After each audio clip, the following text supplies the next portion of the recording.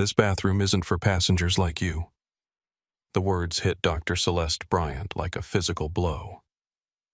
Jessica Martinez, the blonde flight attendant blocking the narrow airplane aisle, didn't even blink when she said it.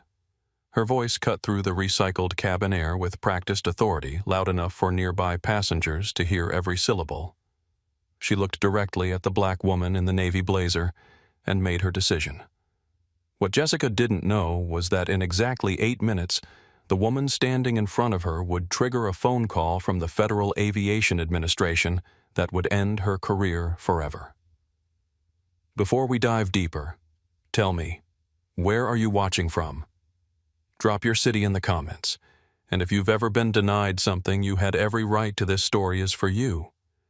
Hit that subscribe button because what happens next will shock you. Dr. Celeste Bryant had taken this exact flight from Phoenix to Atlanta dozens of times. Phoenix Airlines Flight 847, Seat 18C, always the aisle for easy access to her work. Today was different, though.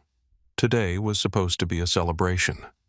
After 15 years as one of the FAA's most trusted aerospace medicine consultants, she was finally taking a vacation with her husband, Robert. Robert Torres, 52, sat beside her in 18B, his reading glasses perched on his nose as he reviewed case files. 25 years as a corporate attorney had taught him to work anywhere, even at 35,000 feet. His silver hair caught the afternoon light streaming through the cabin windows. He looked up as Celeste shifted uncomfortably in her seat. "You okay, mi amor?" he asked quietly, using the Spanish endearment that always made her smile. Celeste nodded, but her face showed strain. The new medication she'd started for her autoimmune condition came with side effects, sudden, intense pressure that required immediate attention. She'd read the warnings, understood the pharmacology, but experiencing it was different. This wasn't a casual urge. This was becoming urgent. She unbuckled her seatbelt. The illuminated sign above had been turned off for the past hour. Passengers moved freely about the cabin. Flight attendants served drinks and snacks. Everything was normal except for the growing discomfort that made her breathing shallow. "I'll be right back," she told Robert, giving his hand a gentle squeeze. Celeste made her way down the aisle toward the rear lavatory. She preferred not to use the first-class bathroom closer to the front, a matter of principle and politeness. Her navy blazer was wrinkled from the 3-hour flight, her silver jewelry caught the overhead lights, and her confident stride spoke of someone comfortable in professional spaces. That's when she met Jessica Martinez. Jessica stood guard by the galley clipboard in hand-blonde ponytail pulled back so tightly it stretched her features. At 29, she carried herself with the kind of authority that comes from wearing a uniform and having just enough power to make someone's day miserable. Her smile was practiced, perfect, and completely empty. "Excuse me," Celeste said politely as she approached. "I need to use the restroom." Jessica stepped sideways, blocking the path. That's when she delivered the words that would change both their lives forever. "This bathroom isn't for passengers like you." The cabin seemed to stop breathing. Conversations paused mid-sentence. A businessman looked up from his laptop. A mother turned from entertaining her children. The words hung in the air like smoke from a crashed plane. Celeste blinked, certain she'd misheard. "I'm sorry." What Jessica's smile widened, but her eyes remained cold. "The lavatory is being prepared for priority passengers. You'll need to wait." "Priority passengers?" Celeste kept her voice level, professional. Years of dealing with aviation bureaucracy had taught her to stay calm when others lost control. "What do you mean? First-class passengers, frequent flyers, people who've earned the privilege?" Jessica's tone was matter-of-fact, like she was explaining airline safety procedures. "This bathroom serves the premium cabin overflow." Celeste glanced at the lavatory door. No out-of-order sign. No maintenance issues. The vacant indicator showed green. Other passengers had used it freely during the flight. She looked back at Jessica, studying her face, reading the micro-expressions that revealed the truth. This wasn't about bathroom protocols. This was about something else entirely. "I'm in seat 18C, Celeste said calmly. "I'm a paying passenger on this flight. I have the same rights as everyone else." Jessica's laugh was sharp-cutting. "Rights? Honey, this is an airplane. I make the rules up here." The exchange had attracted attention. Maria Gonzalez in seat 19A fumbled for her phone. Tom Wilson in 20B closed his laptop, sensing something important happening. Elena Vasquez, 2 rows behind, paused her conversation with her teenage daughter. Celeste felt the familiar fire building in her chest, not anger but determination. She'd faced discrimination before. At 25, trying to get her first consulting contract. At 30, proving herself in rooms full of men who questioned her expertise.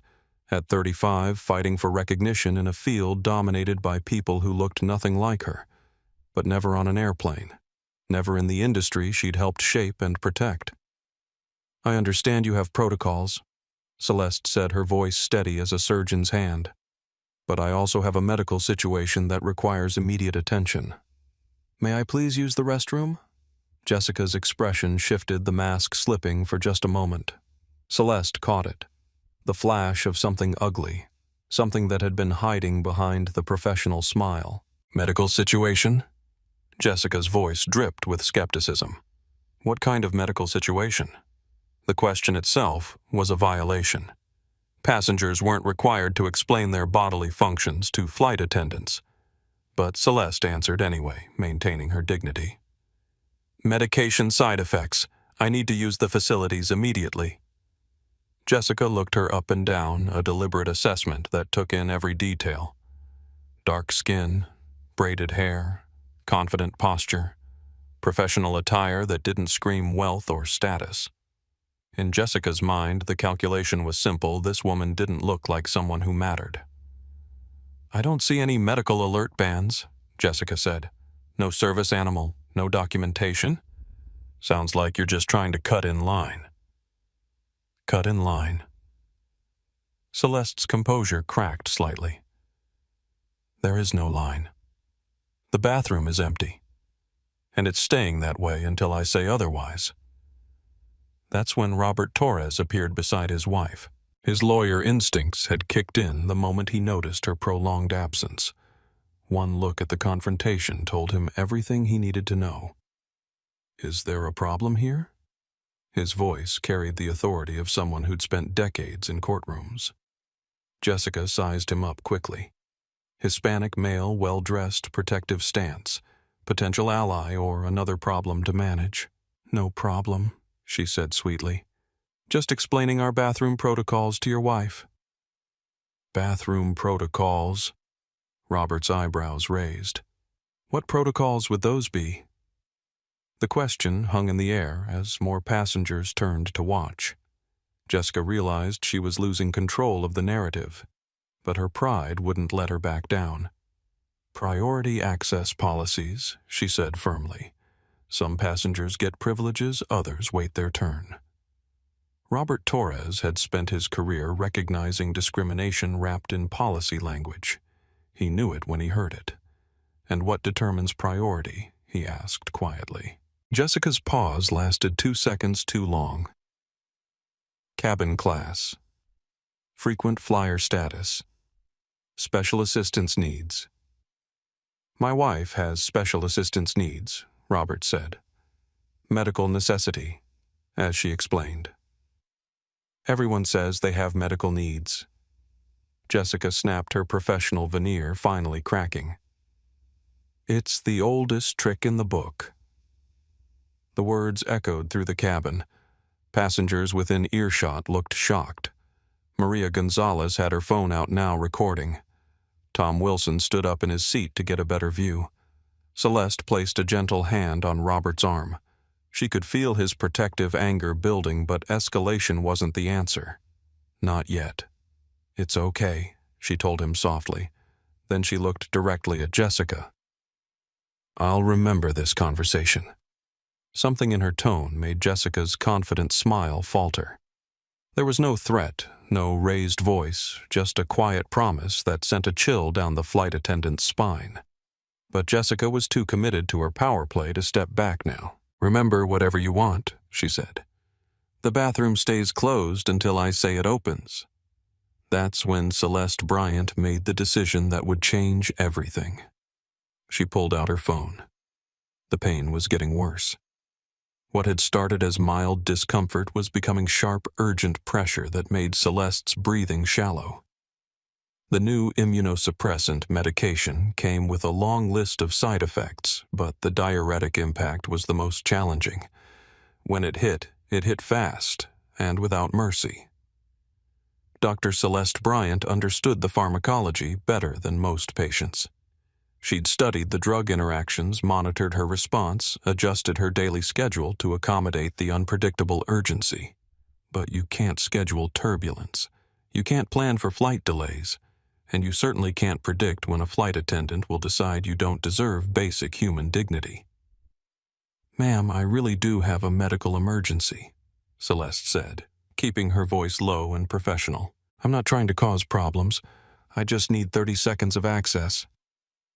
Jessica Martinez crossed her arms, her clipboard pressed against her chest like armor. "Medical emergency. Where's your medical alert bracelet? Where's your doctor's note? Where's your special assistant's paperwork?" The questions were ridiculous, and Jessica knew it. No passenger needed documentation to use an airplane bathroom, but she'd found her angle of attack and she was going to ride it until Celeste gave up and walked away. "I don't need paperwork to use the restroom," Celeste replied calmly. "That's not how commercial aviation works." "Don't tell me how aviation works," Jessica snapped. "I've been doing this job for 8 years. I know the rules." 8 years. Celeste filed that information away. 8 years of interactions with passengers. 8 years of making judgment calls. 8 years of deciding who deserved respect and who didn't. The pattern was starting to become clear. Robert Torres watched the exchange with growing alarm. His wife's discomfort was obvious to anyone paying attention. Her breathing had changed. Her posture was strained, and a light sheen of perspiration had appeared on her forehead despite the cool cabin air. "Jessica," he said, reading her name tag, "my wife has explained the situation. She's being polite and reasonable."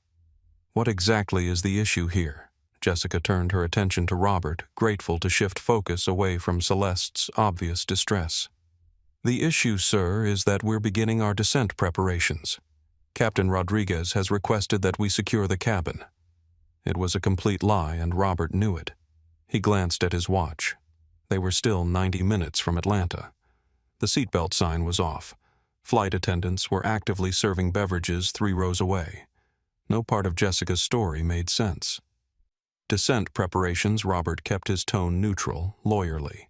"Could you explain what specific preparations require bathroom access to be restricted?" Jessica hesitated. She hadn't expected to be cross-examined. Safety protocols, passenger movement restrictions, standard procedure. Standard procedure according to which FAA regulation, Robert pressed gently. The question hit Jessica like a slap.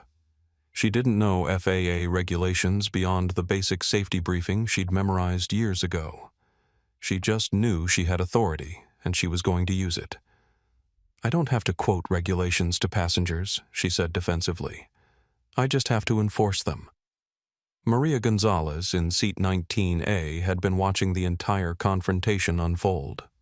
As a high school teacher from Tucson, she'd seen enough bullying to recognize it instantly. This wasn't about bathroom protocols or safety procedures. This was about power and prejudice, plain and simple. She discreetly started recording on her phone. "Excuse me," Maria interjected politely. "I used that same bathroom 20 minutes ago. There were no restrictions then." Jessica whipped around to face Maria. That was before we received new instructions from the cockpit. "What instructions?" Tom Wilson asked from seat 20B. The software engineer from Dallas had been listening to the exchange while pretending to work on his laptop. "I didn't hear any announcements. Jessica's face was flushing, now red splotches appearing on her neck as more passengers joined the conversation. Not all instructions are announced to the cabin, but bathroom restrictions would be, Elena Vasquez said from 2 rows behind. She was traveling with her 16-year-old daughter to visit family in Atlanta. Both had flown enough to know airline procedures. Flight attendants always announce when facilities are unavailable. Celeste watched the support building around her with gratitude and growing hope. But the physical situation was becoming desperate. The medication's effects were intensifying, and she could feel her body reaching the point where dignity might not be maintainable much longer.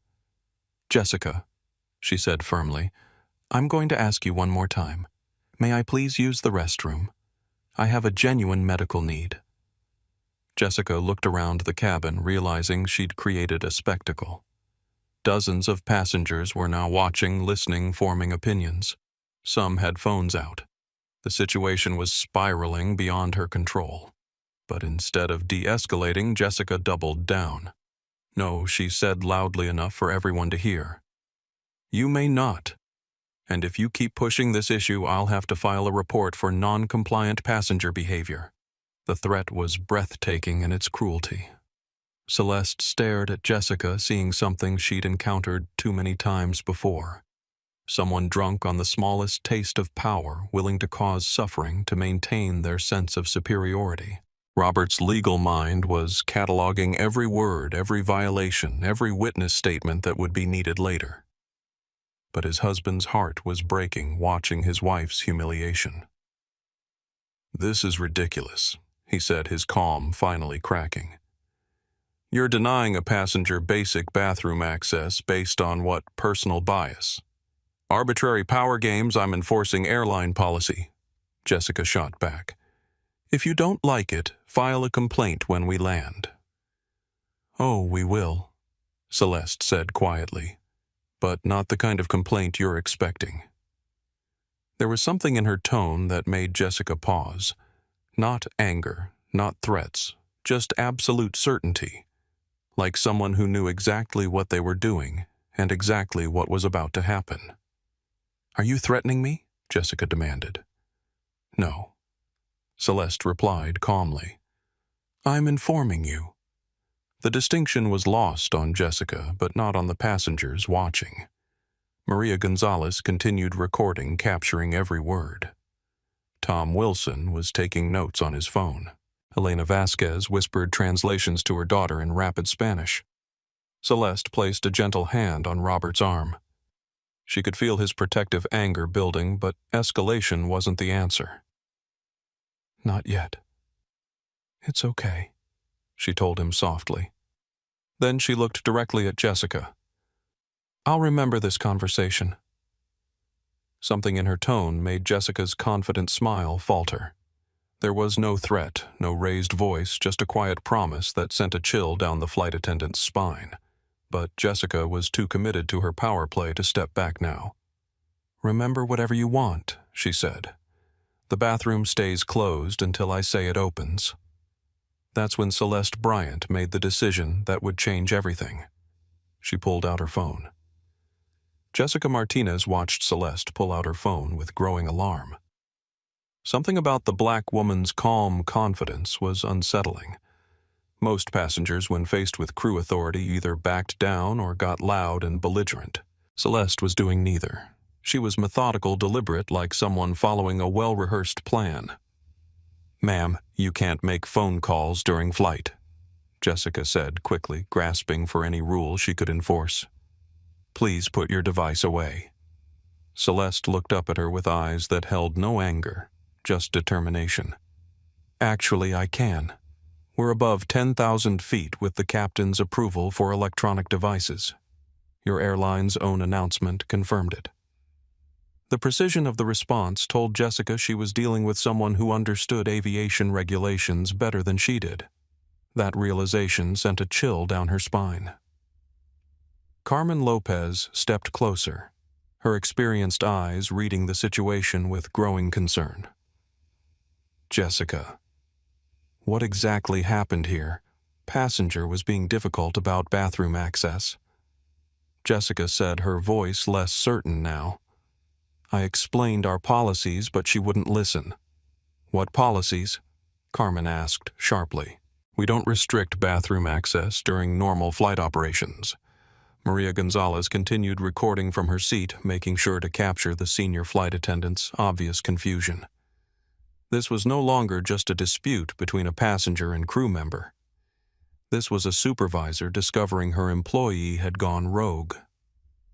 Tom Wilson stood up in the aisle, his 6-foot frame giving him a clear view over other passengers. I witnessed the entire conversation, he announced loudly.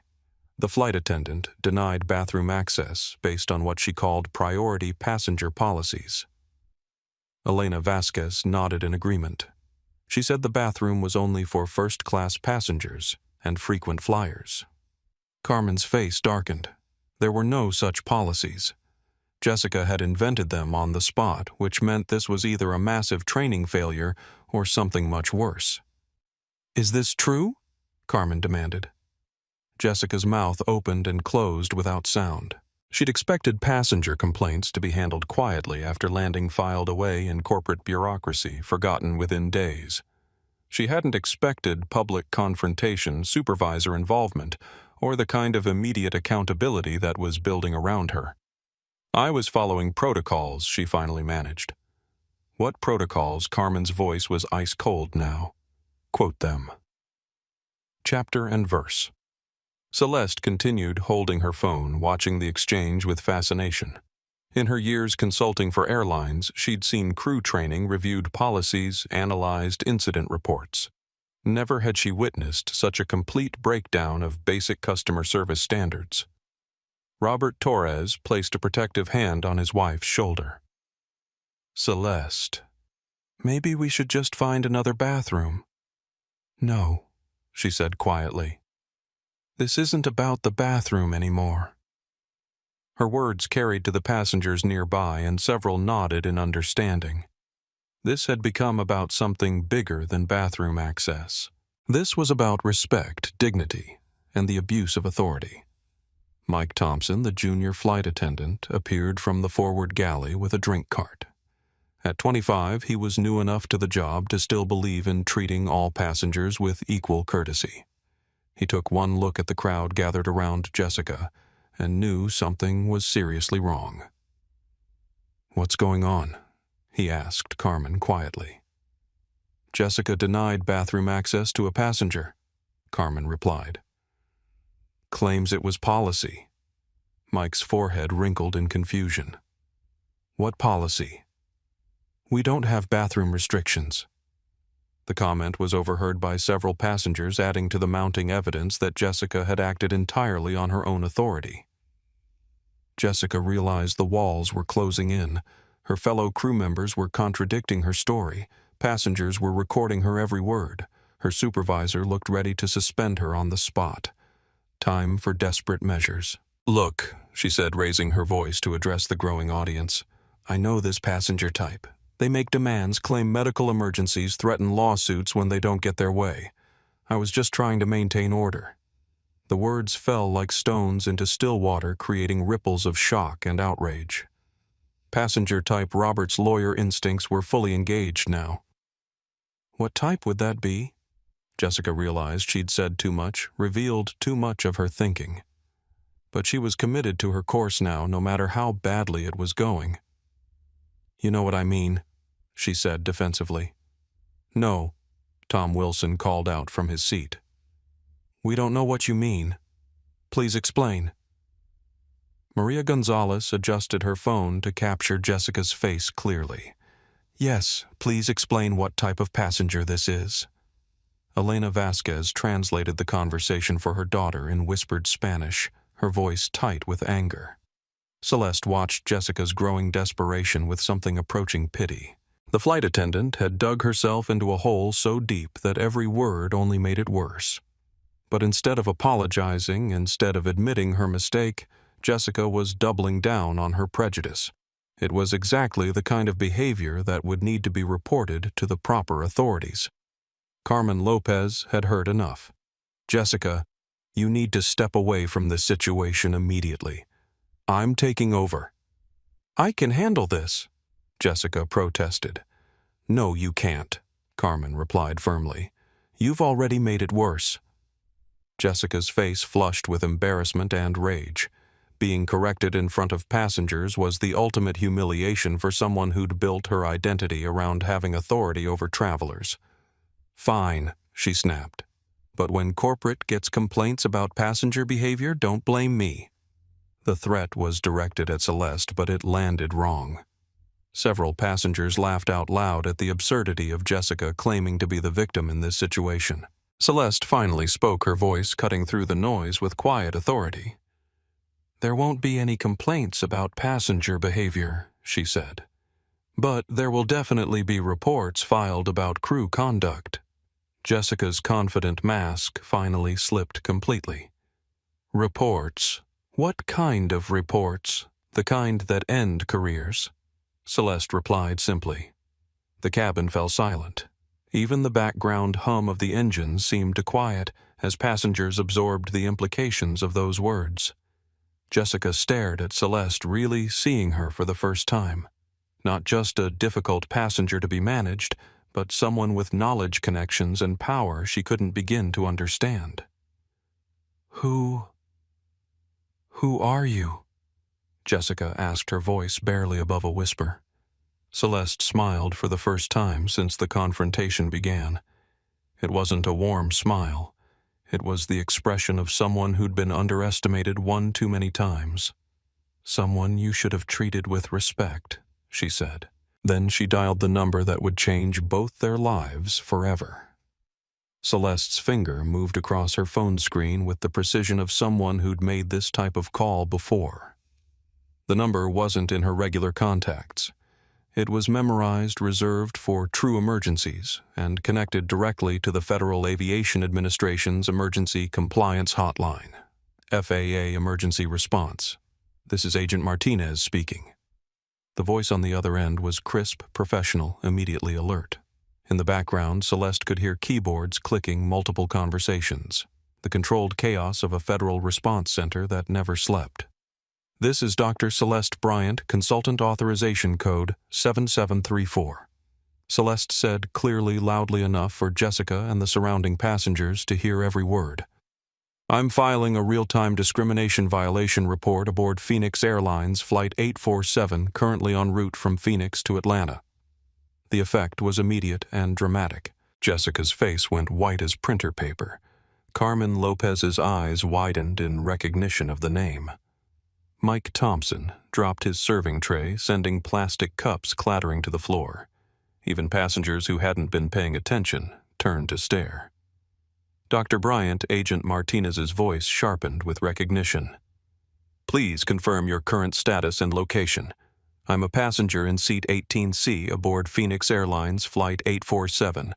I'm being denied basic bathroom access by flight attendant Jessica Martinez based on what appears to be racial discrimination disguised as airline policy." Jessica's knees went weak. She grabbed the seat back in front of her for support, her clipboard dropping to the floor with a loud clatter. The FAA. This woman was calling the FAA during the flight, while it was happening. Carmen Lopez stepped forward urgently. "Ma'am, perhaps we can resolve this without involving—" Celeste held up a hand, still speaking into her phone. "The crew member in question has denied bathroom access to a passenger with documented medical needs, cited false airline policies, threatened to file false reports about passenger non-compliance, and made statements that suggest discriminatory intent." "Copy that, Dr. Bryant. I'm escalating this immediately to Flight Operations and Civil Rights Enforcement.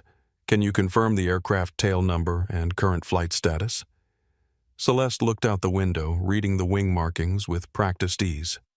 "Aircraft tail number N847PX, approximately 90 minutes from Atlanta Hartsfield Jackson. Flight appears normal except for the civil rights violation in progress." Jessica made a strangled sound somewhere between a gasp and a sob. She'd heard of these calls before. They were legendary in aviation circles, the kind of thing that ended careers and triggered federal investigations. She just never thought she'd be on the receiving end of one. Robert Torres watched with professional admiration as his wife documented the incident with federal precision. This wasn't just a complaint call. This was evidence-gathering, witness protection, and accountability enforcement all rolled into one. Maria Gonzalez continued recording, capturing Jessica's complete breakdown as the reality of her situation hit home. Tom Wilson was frantically taking notes on his phone. Elena Vasquez had stopped translating for her daughter and was just staring in fascination at the destruction of a career. Dr. Bryant Agent Martinez continued, "We're contacting the aircraft immediately. Please remain on the line while we coordinate with the flight crew and file preliminary documentation." "Understood," Celeste replied. "I have multiple passenger witnesses who can confirm the details of this incident." Carmen Lopez stepped closer, her voice urgent and pleading. "Dr. Bryant, please. Let me handle this internally. Jessica made a mistake, but surely we can work this out without accountability."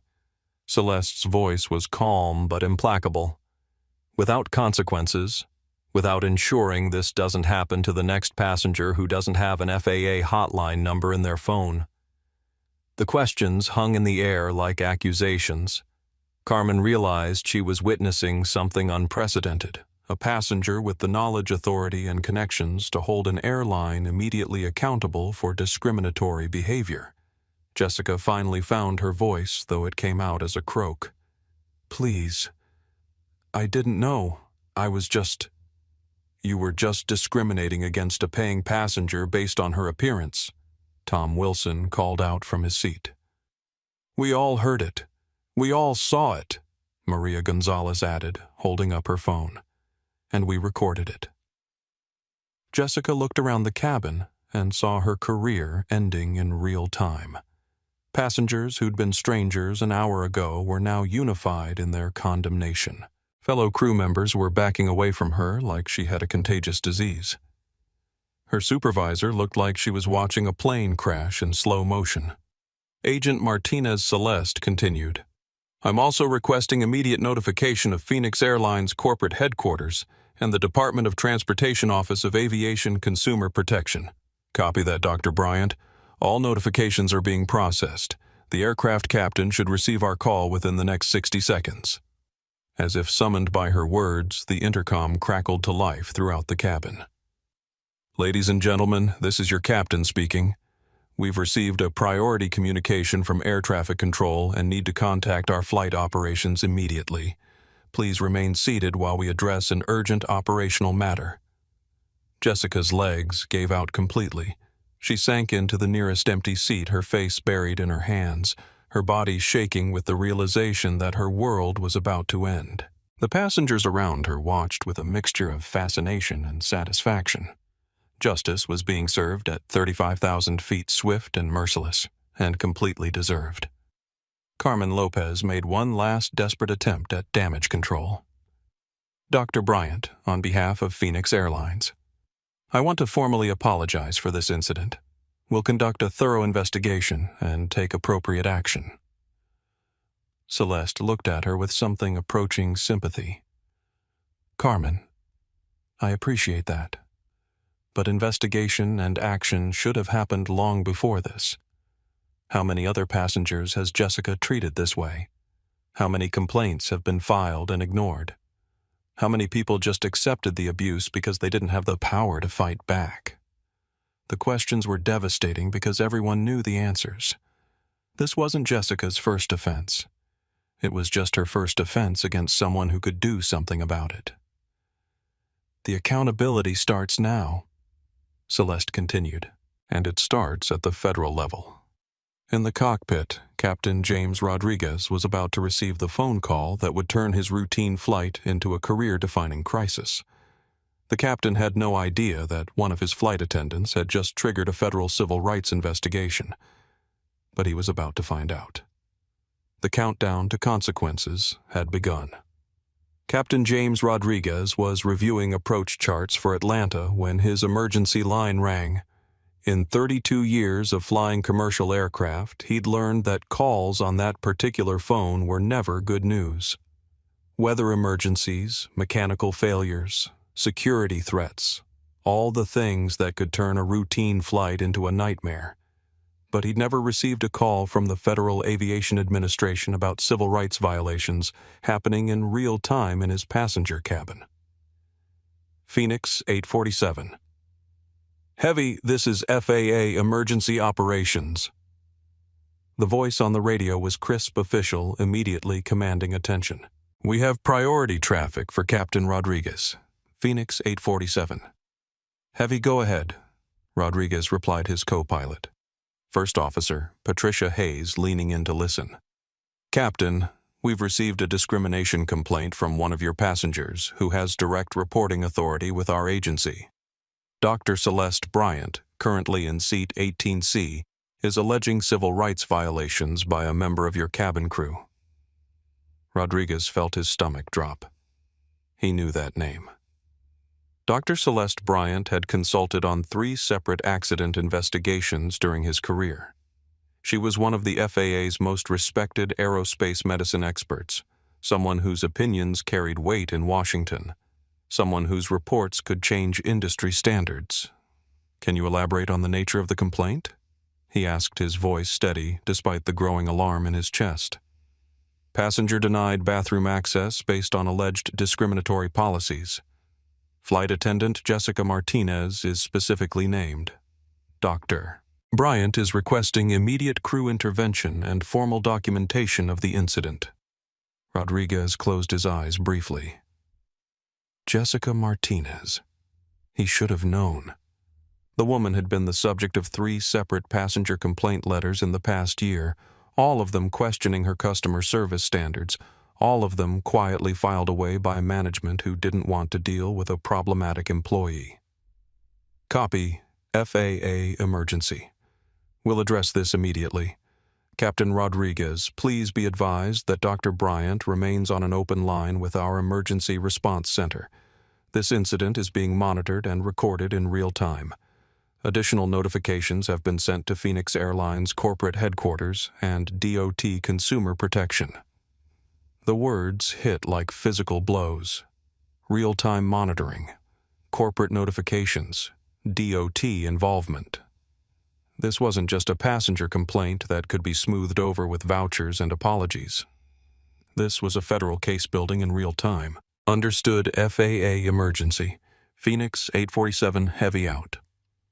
Rodriguez set down his headset and looked at his co-pilot. Patricia Hayes, 41, had been flying with Phoenix Airlines for 15 years. She'd seen passenger disputes, crew problems, and management failures, but nothing that had ever triggered direct FAA intervention during flight. How bad is this? She asked quietly. Career-ending bad, Rodriguez replied.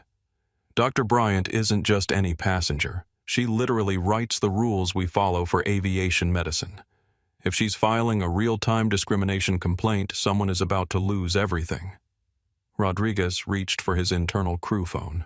Senior flight attendant to the cockpit immediately. In the cabin, Carmen Lopez heard the call and felt her heart skip.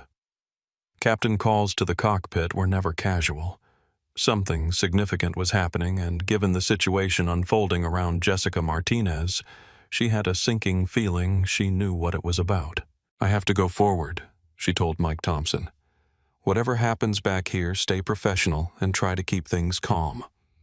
Mike nodded, though his face showed the strain of watching a colleague's career self-destruct in public. The junior flight attendant had looked up to Jessica when he started admired her confidence and authority. Now he was seeing the dark side of that authority, the way it could be used to hurt people instead of help them. Carmen made her way to the front of the aircraft, passing passengers who were still buzzing with conversation about the confrontation. Word had spread through the cabin that the black woman in 18C had called the FAA that federal agents were involved, that someone was about to be fired at 35,000 feet. She knocked on the cockpit door and identified herself. The lock disengaged with a heavy click. Carmen Captain Rodriguez's voice was grave. We have a problem. She stepped into the small cockpit space, noting the tension radiating from both pilots. Is this about the passenger dispute in row 18? It's about a federal civil rights investigation, Rodriguez corrected. The passenger, Jessica, denied bathroom access to Dr. Celeste Bryant. She's an FAA consultant with direct reporting authority. Carmen's face went pale. Oh no. Oh yes, she's currently on an open line with FAA Emergency Response filing real-time discrimination charges. Corporate has been notified. The Department of Transportation is involved, and we need to fix this immediately. Carmen sank into the jumpsuit behind the captain's seat. What exactly happened back there? Rodriguez consulted his notes from the FAA call. Dr. Bryant was denied bathroom access by Jessica Martinez. Claims were made about discriminatory airline policies that don't exist. Threats were issued about passenger non-compliance reports, and apparently statements were made that suggested racial bias. Each detail was another nail in Jessica's career coffin. Carmen had supervised the woman for 3 years, had received the complaint. Letters had conducted the counseling sessions that were supposed to address her attitude problems. Nothing had worked. Where's Jessica now? Rodriguez asked, sitting in 21B, having what appears to be a complete nervous breakdown. Carmen replied honestly. Good. She should be nervous. Patricia, get Phoenix operations on the radio. Priority channel. First Officer Hayes began establishing the radio connection while Rodriguez formulated his response strategy. 32 years of command experience had taught him that some situations couldn't be managed or minimized. They could only be handled with complete honesty and immediate accountability. Captain Rodriguez, Phoenix. Operations. The voice crackled through the headset. Phoenix operations. We have a Code 7 passenger complaint involving federal oversight. FAA has been contacted directly by the complainant. We need legal and PR standing by for immediate response upon landing. Code 7 was Phoenix Airlines' internal designation for incidents that could trigger federal investigations. It was rarely used, never taken lightly, and always meant someone's career was in serious jeopardy. Copy. Code 7. Who's the complainant? Dr. Celeste Bryant, FAA consultant. Alleging discrimination by flight attendant Jessica Martinez. The silence on the radio lasted 3 seconds longer than normal. Everyone in Phoenix Airlines management knew Dr. Bryant's reputation. Her reports had led to changes in pilot training, crew scheduling, and safety protocols across the industry. Jesus Christ, came the response, followed immediately by, sorry, Captain, that wasn't meant for transmission. Understood. Phoenix operations. What are your instructions? Captain, you are directed to provide full cooperation with the complainant's requests. Do not attempt to minimize or manage the situation. Document everything. Corporate legal is being activated immediately. Rodriguez looked at Carmen with an expression that mixed sympathy and determination. You heard them. Full cooperation. No damage control. Carmen nodded slowly. What do you want me to do about Jessica? Remove her from passenger contact immediately. Suspend her pending investigation. And start documenting everything that happened. She'll fight it. Union representation grievance procedures. Carmen Rodriguez's voice was quiet but firm. The FAA is monitoring this incident in real time. The passenger she discriminated against literally writes aviation regulations for a living. There is no union protection from federal civil rights violations. The weight of that reality settled over the cockpit like fog. Jessica Martinez hadn't just lost her temper with a difficult passenger. She'd committed a federal offense against one of the most influential people in commercial aviation. Carmen stood to leave her mind already working through the protocols for crew suspension and incident documentation. But Rodriguez's voice stopped her at the door. Carmen, how many times has Jessica done this before? The question hung in the air like an accusation. Both of them knew the answer. The complaint letters, the witness statements, the pattern of behavior that had been ignored because it was easier than dealing with a problematic employee. Too many, Carmen admitted quietly. Then this was inevitable. Rodriguez replied. Dr. Bryant isn't the first passenger Jessica discriminated against. She's just the first one with the power to do something about it. As Carmen left the cockpit to begin the process of ending Jessica Martinez's aviation career, neither she nor the captain had any idea how far the consequences would spread. This wasn't just about one flight attendant's poor judgment. It was about an entire culture of unchecked authority that was about to be exposed at the federal level. In Seat 18C, Dr. Celeste Bryant continued her conversation with FAA Emergency Response, providing detailed documentation that would become the foundation for the most significant discrimination case in Phoenix Airlines history. The revelation was just beginning. Maria Gonzalez had been teaching high school for 12 years, which meant she'd developed an instinct for recognizing important moments. When she pulled out her phone to record the confrontation between Dr. Bryant and Jessica Martinez, she wasn't thinking about viral videos or social media fame. She was thinking about evidence, accountability, and making sure the truth couldn't be buried in corporate bureaucracy. Now, watching the federal investigation unfold in real time, she realized she'd captured something historic. "I got it all," she told her seatmate Tom Wilson, showing him the video on her phone screen. The denial, the fake policies, the threats, everything. Tom leaned over to watch the footage, his software engineer's mind cataloging the technical quality and evidential value. "This is perfect documentation. Clear audio, multiple angles, unedited timeline. Jessica's finished." "Good," Maria said firmly. "What she did was wrong. Dr. Bryant deserves justice." The conversation was overheard by Elena Vasquez, who was translating events for her teenage daughter in rapid Spanish. As a paralegal from Phoenix, Elena understood the legal implications of what they'd witnessed better than most passengers. "Mira, mija," she told her daughter, "this is how you stand up to discrimination. You document it, you report it, you make sure everyone sees what really happened." Her daughter, Sophia, 16, was filming the aftermath on her own phone, capturing the shocked faces of passengers, the nervous energy of the crew, the obvious distress of Jessica Martinez, who was still slumped in seat 21B. "Mom, this is going to be everywhere," Sophia said. "Like everywhere, everywhere. That flight attendant just became the most hated person on the internet." Elena nodded grimly. Play stupid games, win stupid prizes.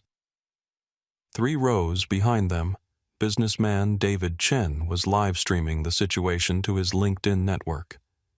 As a diversity and inclusion consultant for Fortune 500 companies, he recognized the incident as a perfect case study in institutional bias and individual accountability.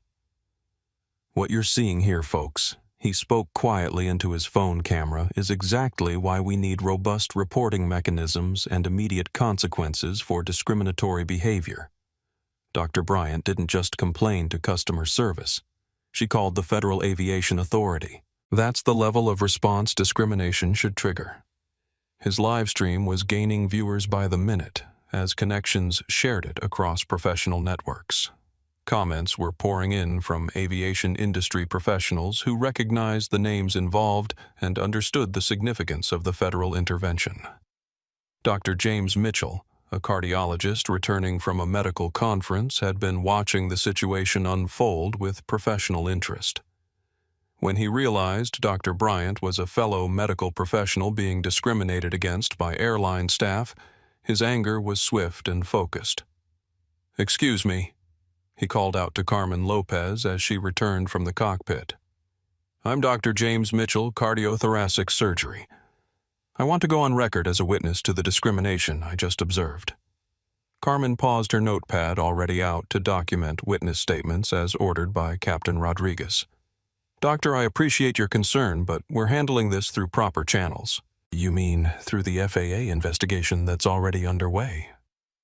Dr. Mitchell's voice carried the authority of someone accustomed to command in high-pressure situations. "Because that's what Dr. Bryant triggered when your flight attendant decided she wasn't worthy of basic human dignity." The exchange was captured by multiple phones, adding to the growing documentary evidence of widespread passenger outrage over Jessica's conduct. Sarah Martinez, no relation to Jessica, a civil rights attorney traveling with her family, had been quietly taking notes throughout the incident. As soon as she understood the legal implications, she'd begun documenting potential violations of federal transportation law. This isn't just discrimination, she announced to the passengers around her. This is a federal civil rights violation under 49 U.S.C. 40127. The Department of Transportation can fine the airline up to $32,000 per incident and require comprehensive remedial action. Her legal expertise gave weight to the growing passenger consensus that Jessica had committed career-ending offenses. The flight attendant wasn't just facing employment consequences, she was potentially facing federal civil rights charges. Tom Wilson opened his laptop and began typing rapidly.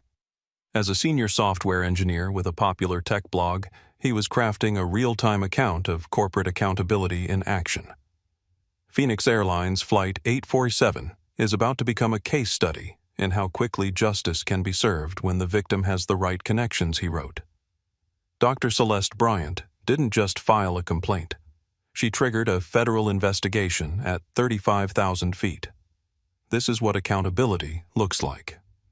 His blog post would be published before the plane landed, reaching 50,000 readers within the first hour and establishing the narrative framework for media coverage of the incident. Maria Gonzalez was also active on social media, posting clips from her video to Facebook, Twitter, and Instagram, with captions that identified the key players and explained the federal implications. "This is Dr. Celeste Bryant," she wrote. She's an FAA consultant who was denied bathroom access by flight attendant Jessica Martinez on Phoenix Airlines Flight 847. Dr. Bryant called the FAA during the flight. Federal agents are now involved. This is how you handle discrimination. You don't accept it. You document it, and you report it to the highest authorities available. The post was shared 500 times within the first 10 minutes, beginning the social media avalanche that would make Jessica Martinez infamous and Dr. Bryant a symbol of effective resistance to institutional bias. Elena Vasquez was coordinating with the Spanish-language media through her contacts at Univision. The story of a black professional being discriminated against by airline staff only to trigger immediate federal accountability was exactly the kind of story that resonated with Latino audiences who'd experienced similar treatment. "This woman is a hero," Elena told the reporter on her phone. "She didn't just stand up for herself. She stood up for everyone who's ever been treated like they don't belong. And she had the power to do something about it immediately." The conversation was being translated in real time by Sophia, creating bilingual documentation of the passenger response and ensuring the story would reach multiple community networks. Dr. Mitchell was coordinating with medical colleagues through a group chat that included several aviation medicine specialists. When they realized one of their own was involved, the medical community's response was swift and unified. Dr. Bryant is one of the most respected professionals in aerospace medicine, he posted to the group. What happened to her today represents discrimination against the medical community as a whole. We need to support her and make sure there are serious consequences. The medical professionals began sharing the story through their networks, adding professional credibility to the discrimination claims, and ensuring the incident would receive attention in medical journals and industry publications.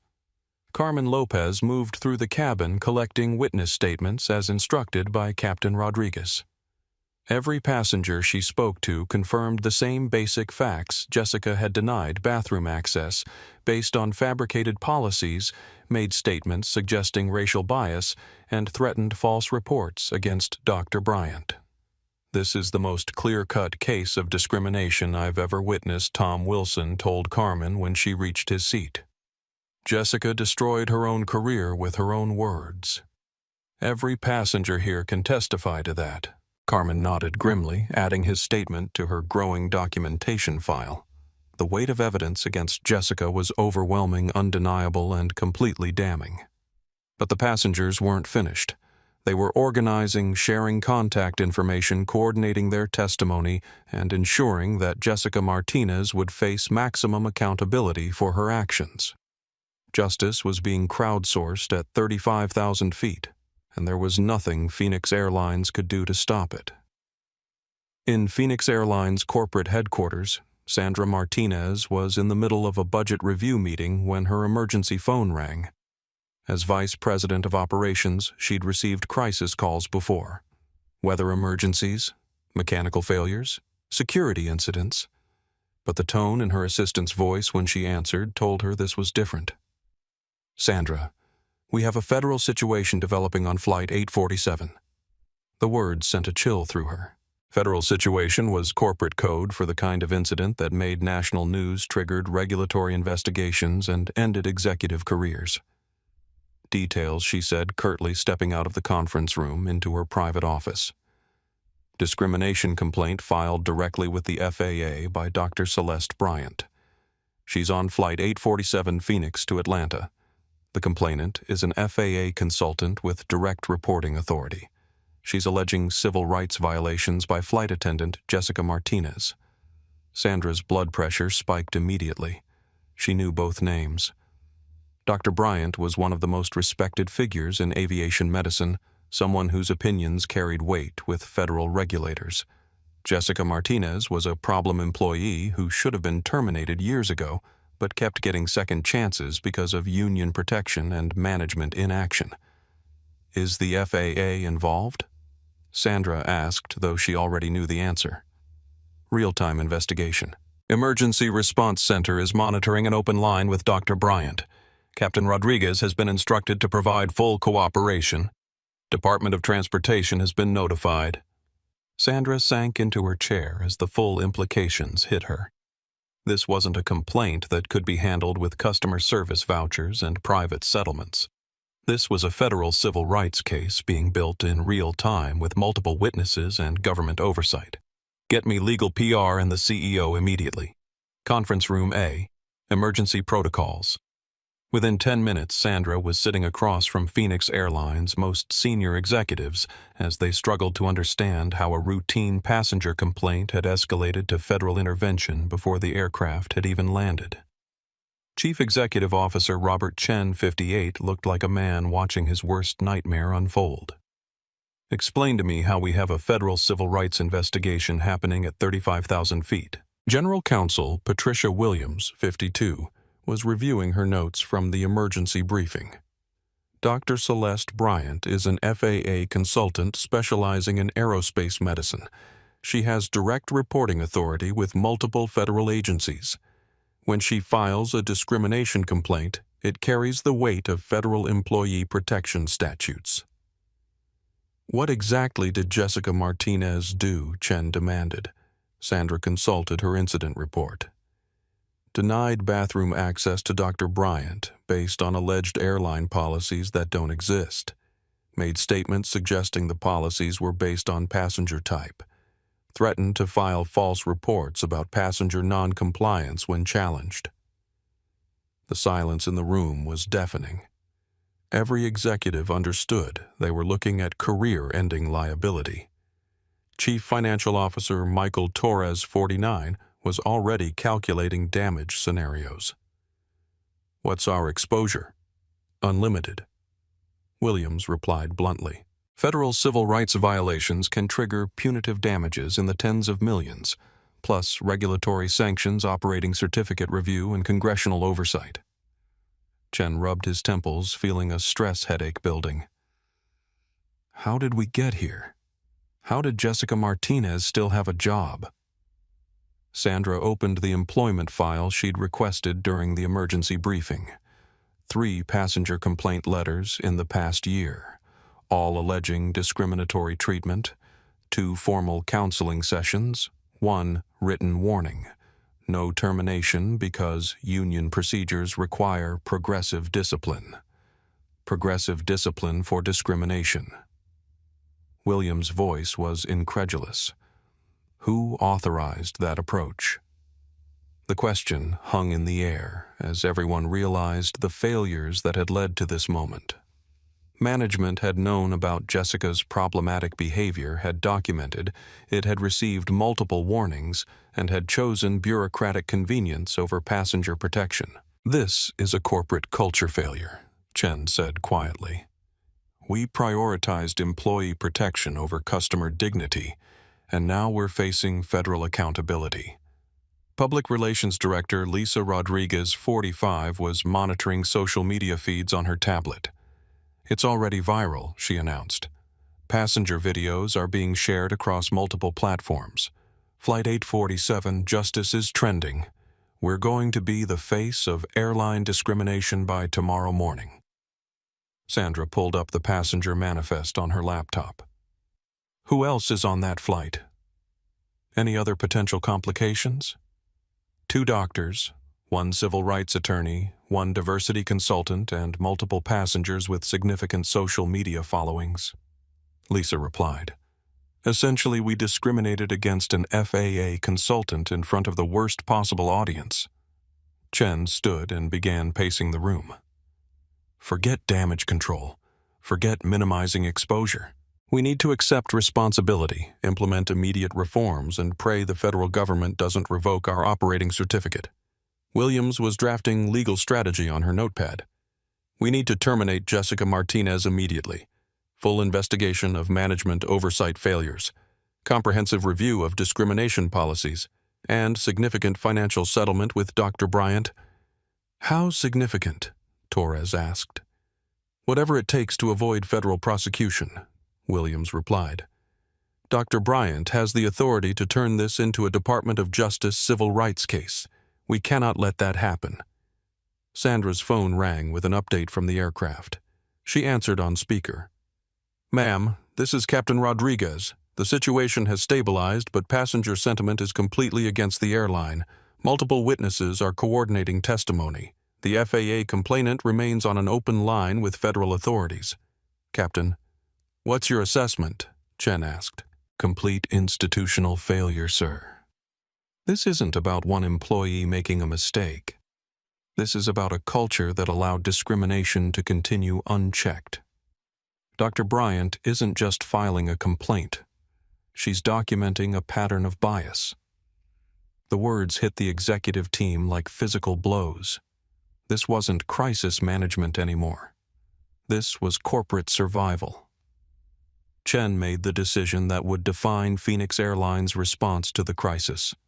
Full accountability, immediate termination of Jessica Martinez, complete cooperation with federal investigation, public acceptance of responsibility, and whatever resources Dr. Bryant needs to reform our policies.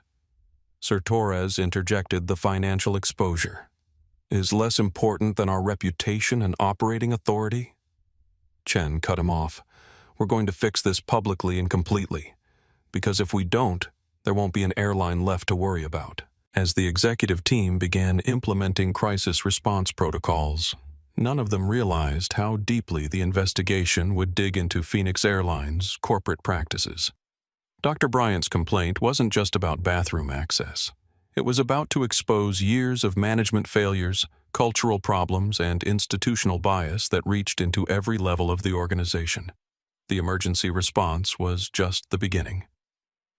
While Phoenix Airlines executives scrambled to contain the federal crisis, Human Resources Director Angela Foster was pulling Jessica Martinez's complete employment file.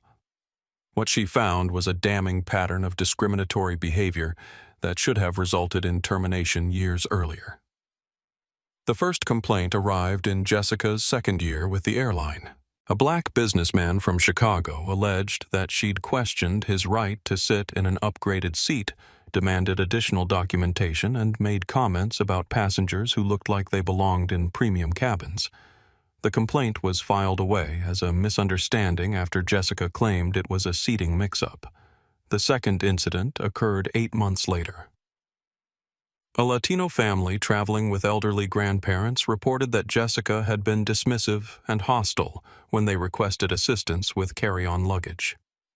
She'd allegedly told them that people should come prepared to handle their own bags and suggested they fly airlines that cater to their needs. The third complaint was from an Asian American doctor who claimed Jessica had questioned her medical credentials when she offered to assist with a passenger medical emergency. Jessica had reportedly said she needed to see real identification before allowing someone like that to provide medical care. Each complaint had been investigated by Jessica's supervisor, Daniel White, 45, a manager who'd been with Phoenix Airlines for 22 years. In each case, White had accepted Jessica's denials, characterized the incidents as communication misunderstandings, and recommended additional customer service training rather than disciplinary action. Angela Foster read through the files with growing horror and professional outrage. The pattern was clearly documented and should have triggered termination procedures years ago. Instead, it had been covered up by a manager who apparently shared Jessica's biases. She reached for her secure phone line to brief CEO Robert Chen on the full scope of the problem. "Sir, we have a much bigger issue than one discriminatory flight attendant," she began. "Jessica Martinez has a documented history of targeting minority passengers. 3 formal complaints in 5 years, all with the same pattern of behavior." "How did she keep her job?" Chen demanded. Supervisor Daniel White classified all complaints as training issues rather than disciplinary matters. He appears to have actively protected her from consequences. Chen closed his eyes, realizing the federal investigation would uncover not just individual discrimination, but organizational complicity. "Where's White now, currently working as operations supervisor for the Western region? He's overseen crew assignments and passenger service training for the past 3 years. The implications were staggering. If White had been protecting Jessica while supervising other employees, the discriminatory culture could have spread throughout the organization. "Get me his employment file immediately," Chen ordered, "and start pulling records on every employee he supervised." Meanwhile, Carmen Lopez was in the aircraft lavatory reviewing her own documentation of Jessica's behavior. As senior flight attendant, she'd been required to sign off on Jessica's performance evaluations and training certifications. Looking back, she realized she'd been complicit in enabling the discrimination through administrative rubber stamping. Jessica had always been difficult to work with, prone to making harsh judgments about passengers based on appearance rather than behavior. Carmen had attributed it to personality quirks rather than recognizing it as discriminatory bias. She'd written performance reviews that focused on Jessica's technical competence while glossing over passenger complaint patterns. The federal investigation would examine every document, every evaluation, every decision that had allowed Jessica to continue targeting minority passengers. Carmen realized her own career was now in jeopardy. Dr. O. Celeste Bryant, still on the phone with FAA Emergency Response, was providing detailed context about her professional background that was making federal investigators realize the magnitude of Phoenix Airlines' error. "Agent Martinez," she said to her FAA contact, "I need to clarify something important. I'm not just filing this complaint as a passenger. I'm filing it as a federal aviation safety consultant who has observed behavior that suggests widespread cultural problems within this airline. Can you elaborate on that assessment, Dr. Bryant?"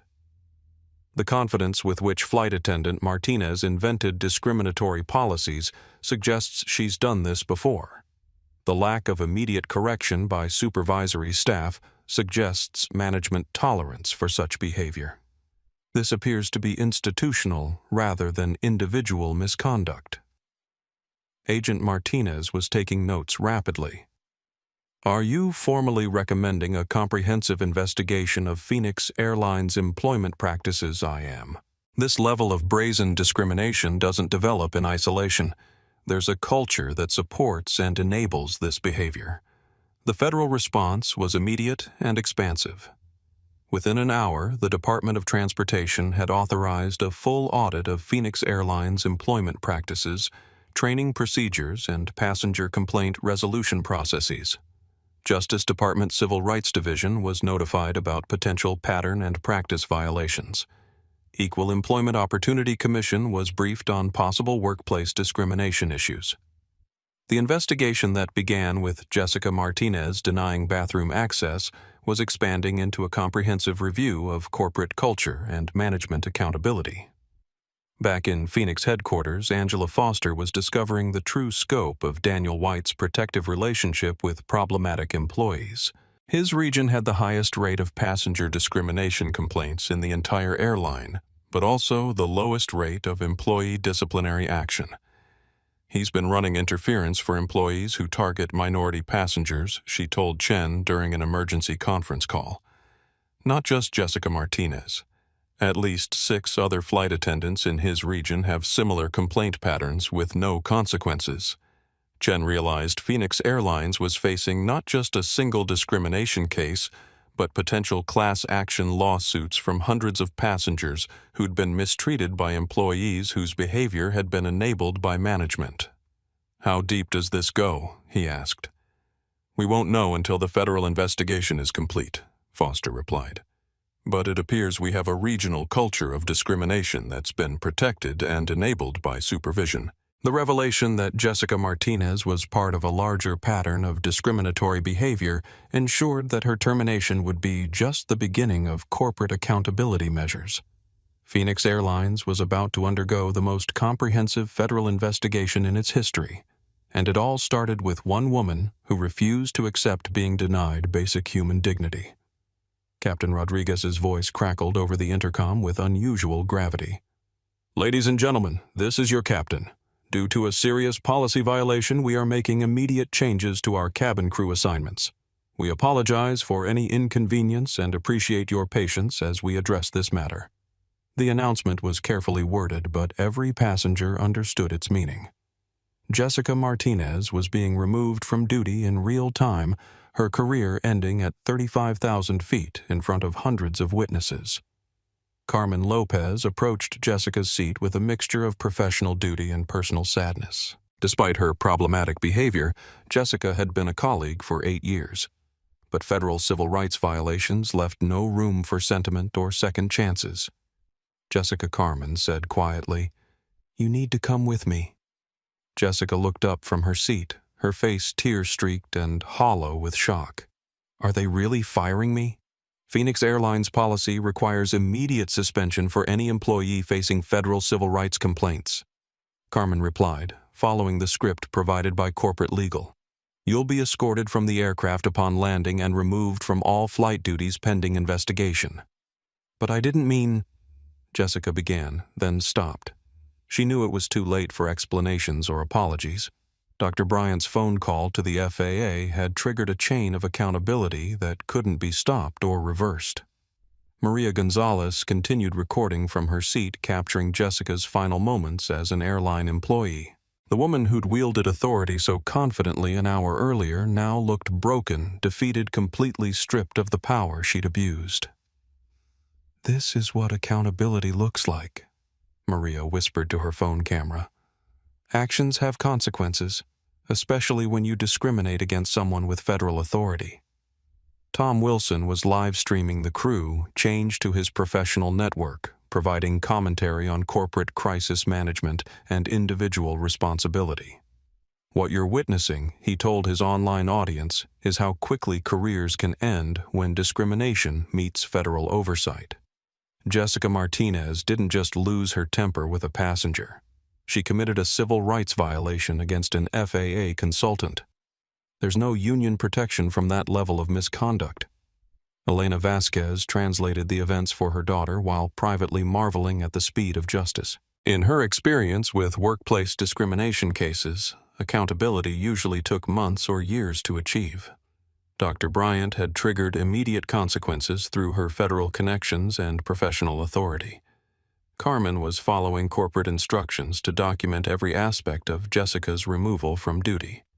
The federal investigation would require detailed records of how Phoenix Airlines responded to the discrimination complaint, and any appearance of protecting Jessica would result in additional corporate liability.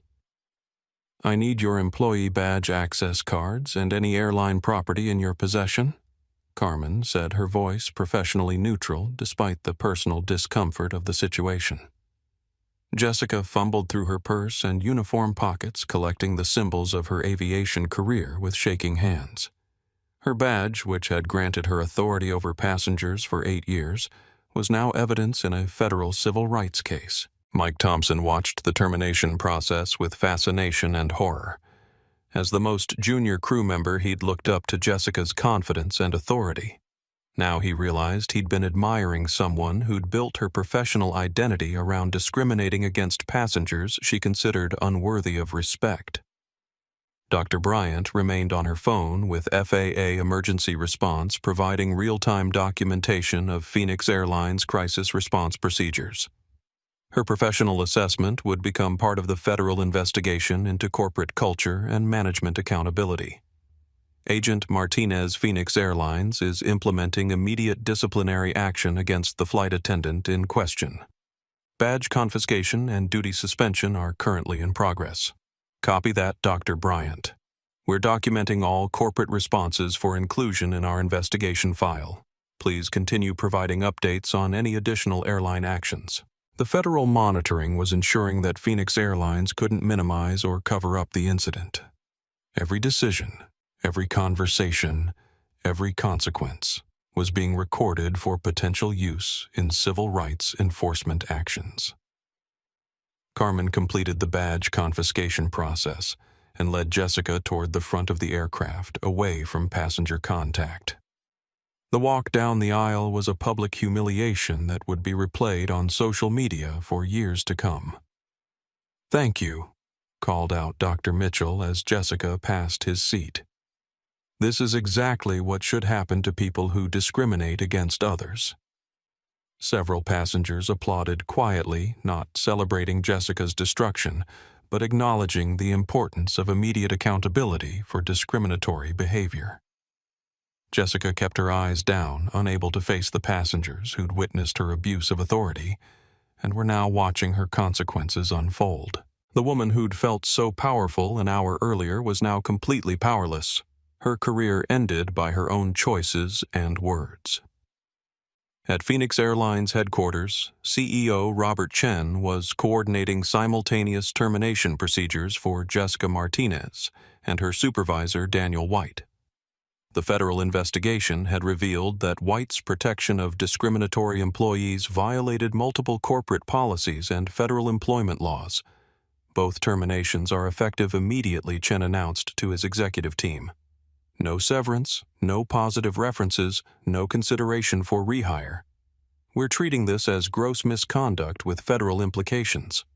Human Resources Director Angela Foster was already preparing documentation for the Equal Employment Opportunity Commission and Department of Justice Civil Rights Division. The terminations would be presented as evidence of Phoenix Airlines' commitment to ending discriminatory practices and holding employees accountable. How many other employees in White's region need to be reviewed? General Counsel Patricia Williams asked. At least 24 flight attendants and supervisors, Foster replied, all with complaint patterns that suggest discriminatory behavior enabled by management protection. Chen realized the federal investigation would require comprehensive personnel reviews and potential additional terminations. The culture of discrimination that had protected Jessica Martinez was larger than one employee or one supervisor. Back on the aircraft, Carmen was documenting the crew change for corporate legal review. Every procedural step had to be perfect to withstand federal scrutiny and demonstrate Phoenix Airlines' commitment to civil rights compliance. The situation has been addressed according to federal requirements, she reported to Captain Rodriguez via internal communication. Problem employee has been removed from passenger contact and will be terminated upon landing. Copy that, Rodriguez replied. Corporate has confirmed that termination paperwork is already being processed. This employee will never work for Phoenix Airlines again. The speed and finality of the consequences sent a clear message to remaining crew members about the zero tolerance for discriminatory behavior. Jessica Martinez had become an example of what happened when employee bias met federal accountability. As the aircraft continued toward Atlanta, passengers shared videos and photos of the termination process across social media platforms.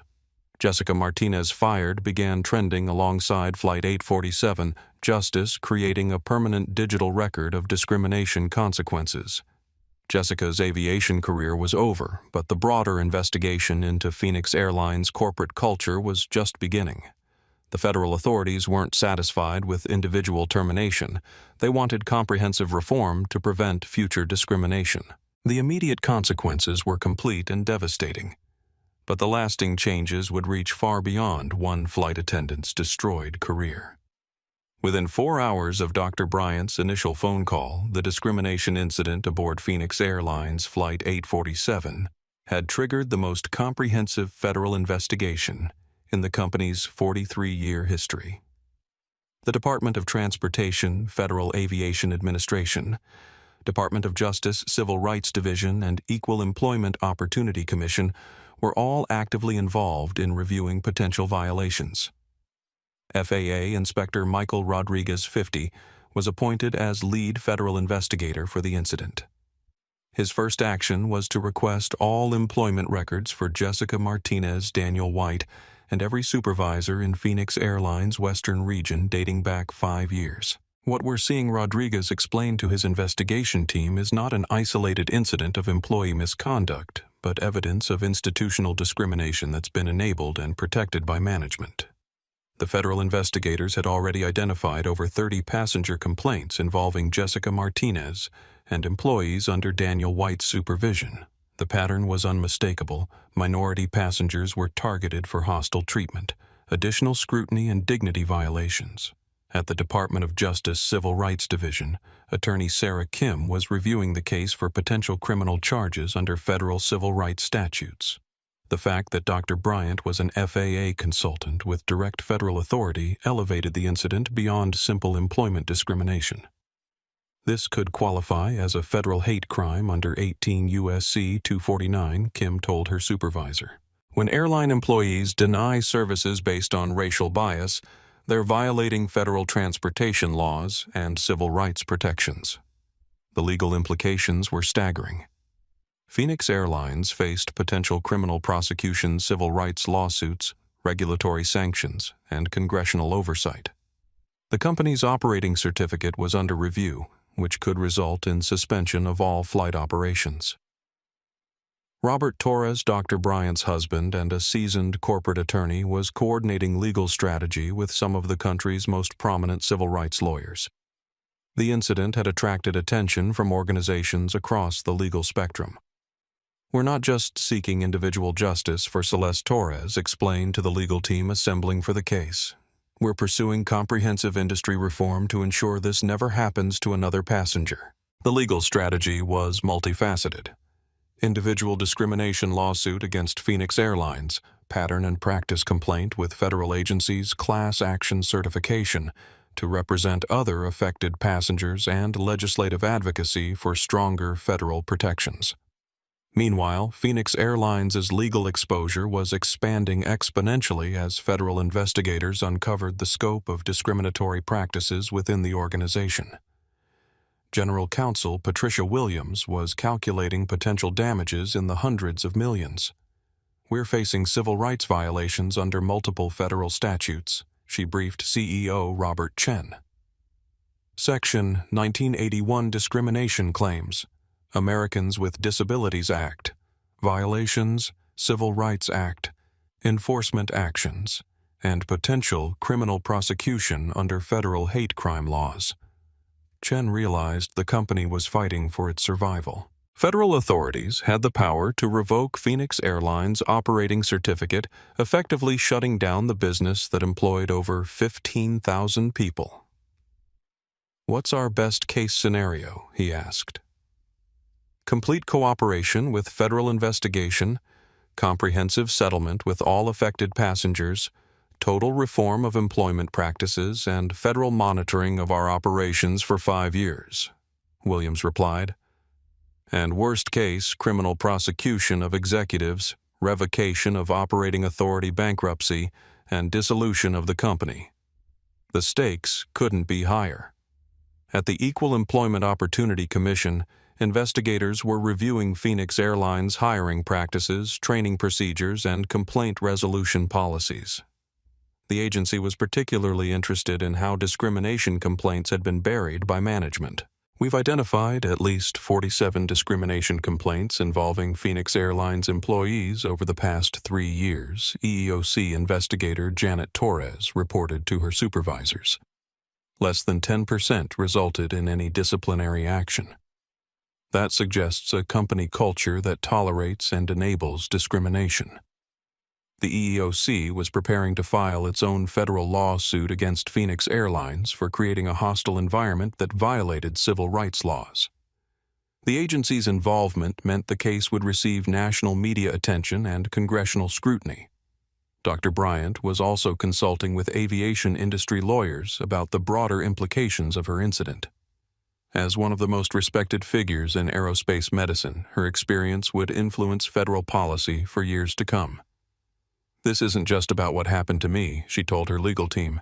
"This is about establishing precedent for immediate federal intervention when civil rights violations occur in commercial aviation."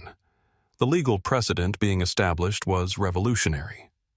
Previous discrimination cases had taken months or years to reach federal attention.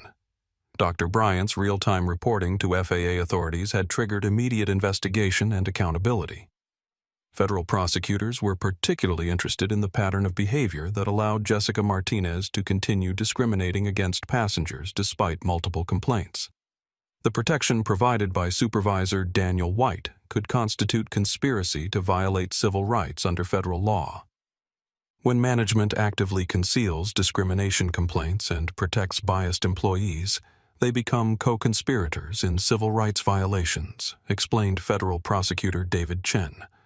This could result in criminal charges against multiple Phoenix Airlines executives. The company's board of directors was meeting an emergency session to consider CEO Robert Chen's future. Several board members were calling for his immediate resignation to demonstrate corporate accountability and potentially reduce federal sanctions. "The federal investigation is examining our leadership's knowledge of discriminatory practices," Board Chair Patricia Martinez warned. "If executives knew about the problems and failed to address them, they could face personal criminal liability." Phoenix Airlines' stock price had fallen 37% since news of the federal investigation became public. Investors were fleeing a company that faced potential shutdown by federal authorities. The legal ramifications extended beyond Phoenix Airlines to the entire aviation industry. Federal regulators were reviewing policies across all commercial carriers to determine if discriminatory practices were widespread. Dr. Bryant's case has opened the door to comprehensive industry review, FAA Administrator Lisa Rodriguez announced at a congressional hearing. "We're examining whether this incident represents isolated misconduct or a broader pattern of civil rights violations in commercial aviation." Congress was also taking notice. The House Transportation Committee announced hearings on airline discrimination practices with Dr. Bryant scheduled as the lead witness. "What happened to Dr. Bryant aboard Phoenix Airlines Flight 847 is unacceptable," Committee Chair Maria Gonzalez declared. "Congress will ensure there are comprehensive reforms to protect all passengers from discriminatory treatment." The federal response was unprecedented in its scope and speed. Within 48 hours, a single bathroom denial had triggered criminal investigation, civil rights enforcement, congressional oversight, and industry-wide policy review. Jessica Martinez had thought she was exercising legitimate authority over a difficult passenger. Instead, she had triggered the largest federal civil rights investigation in aviation history. The legal consequences were just beginning. 6 weeks after Dr. Bryant's phone call to the FAA triggered a federal investigation, Phoenix Airlines was implementing the most comprehensive civil rights reform program in commercial aviation history. The changes weren't voluntary. They were mandated by a federal consent decree that would govern the airline's operations for the next 5 years. Chief Diversity Officer Dr. Monica Williams, 48, had been hired away from the Department of Justice Civil Rights Division specifically to oversee Phoenix Airlines' transformation. Her first day included a sobering briefing on the scope of discriminatory practices the federal investigation had uncovered. "What we're dealing with," she told CEO Robert Chen during her initial assessment, "is not isolated incidents, but a corporate culture that devalued the dignity of minority passengers and employees."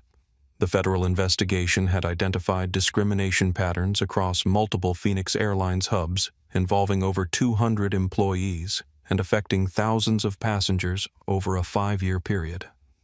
The consent decree required comprehensive changes to hiring, training, supervision, and accountability procedures. Dr. Williams' first major initiative was implementing mandatory bias training for all 15,000 Phoenix Airlines employees.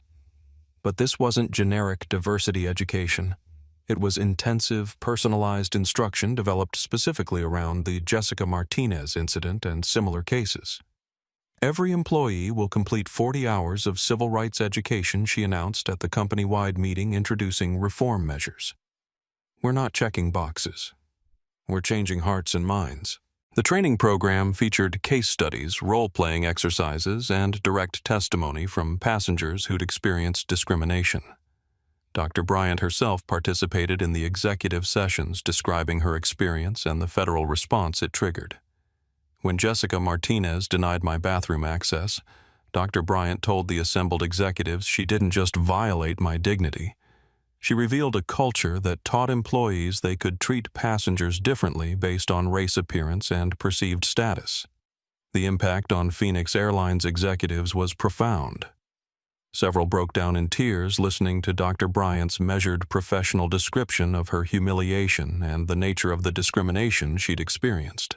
Phoenix Airlines also implemented real-time discrimination reporting that connected directly to federal monitoring authorities. Any passenger could file complaints immediately through mobile apps, website portals, or direct phone lines staffed 24/7 by civil rights specialists. Zero tolerance means zero delay, Dr. Williams explained to the media during the reform announcement. Discriminatory behavior will be addressed immediately with federal authorities notified within 1 hour of any credible complaint. The transparency requirements were unprecedented. Phoenix Airlines was required to publish monthly reports detailing discrimination complaints, investigation outcomes, and disciplinary actions. Federal monitors had unrestricted access to employment records, training materials, and passenger feedback data. Captain James Rodriguez was promoted to Director of Flight Operations Integrity, responsible for ensuring that discriminatory behavior by crew members was identified and addressed immediately. His first action was implementing cockpit protocols for federal reporting of civil rights violations. Every flight deck crew will be trained on federal discrimination reporting procedures, he announced to the Pilot Association. We're not just responsible for flight safety anymore. We're responsible for passenger dignity and civil rights compliance. The financial costs of reform were staggering. Phoenix Airlines committed $89 million over 5 years to civil rights training, monitoring, victim compensation, and cultural transformation initiatives. But the alternative was potential loss of operating authority and company dissolution. Dr. Bryant was hired as senior consultant for civil rights compliance, giving her direct authority to review policies, investigate complaints, and recommend additional reforms. Her appointment sent a clear message about Phoenix Airlines' commitment to change. Dr. Bryant's involvement ensures that our reforms are meaningful rather than cosmetic, CEO Chen explained to shareholders during a quarterly meeting. Her expertise and authority guarantee that we're building sustainable change rather than temporary compliance. The reform program also included comprehensive review of promotional practices, performance evaluations, and disciplinary procedures. The federal investigation had revealed that discriminatory employees like Jessica Martinez had been protected through biased supervision and inadequate accountability measures. We're rebuilding our entire human resources infrastructure, Dr. Williams told the employee town hall meeting.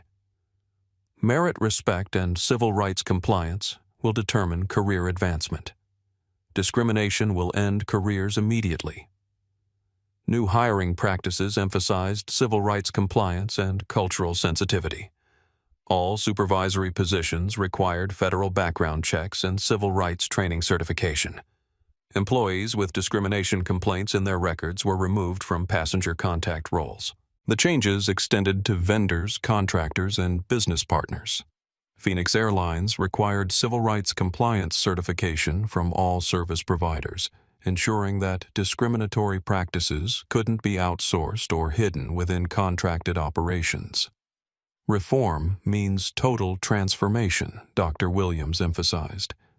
We're not fixing isolated problems. We're rebuilding corporate culture from the foundation up. Federal monitors praised Phoenix Airlines' reform implementation while maintaining strict oversight of progress. The consent decree included specific benchmarks for discrimination reduction, employee compliance, and passenger satisfaction with civil rights protections. Phoenix Airlines is demonstrating that meaningful change is possible when leadership commits to comprehensive reform rather than minimal compliance, said federal monitor Judge Patricia Torres. They're becoming a model for industry-wide transformation. The reforms attracted attention from other airlines, seeking to avoid federal investigation and regulatory sanctions. Phoenix Airlines began licensing its civil rights training programs and policy frameworks to competitors, creating additional revenue while spreading reform throughout the industry. Dr. Bryant's role in designing and implementing the reforms gave her unprecedented influence over commercial aviation civil rights policies. Her experience aboard Flight 847 had evolved from personal discrimination to industry transformation. What began as a denial of basic human dignity has become a catalyst for comprehensive change, she reflected during a congressional hearing on aviation civil rights. Federal accountability, immediate consequences, and sustained reform can eliminate discrimination from commercial aviation. The Phoenix Airlines reforms were becoming the new standard for civil rights compliance in the transportation industry. Federal agencies were using the consent decree as a template for regulatory enforcement across multiple sectors. Change was happening not just at Phoenix Airlines but throughout commercial aviation, triggered by one woman's refusal to accept discriminatory treatment and her ability to demand immediate federal accountability. The transformation was comprehensive, sustainable, and irreversible. Jessica Martinez sat in her childhood bedroom in rural Ohio, staring at the rejection letter from yet another potential employer. 6 months after her termination from Phoenix Airlines, she had applied for over 200 jobs and received exactly 0 offers. Her name had become synonymous with workplace discrimination, her face recognized from viral videos that had been viewed millions of times worldwide.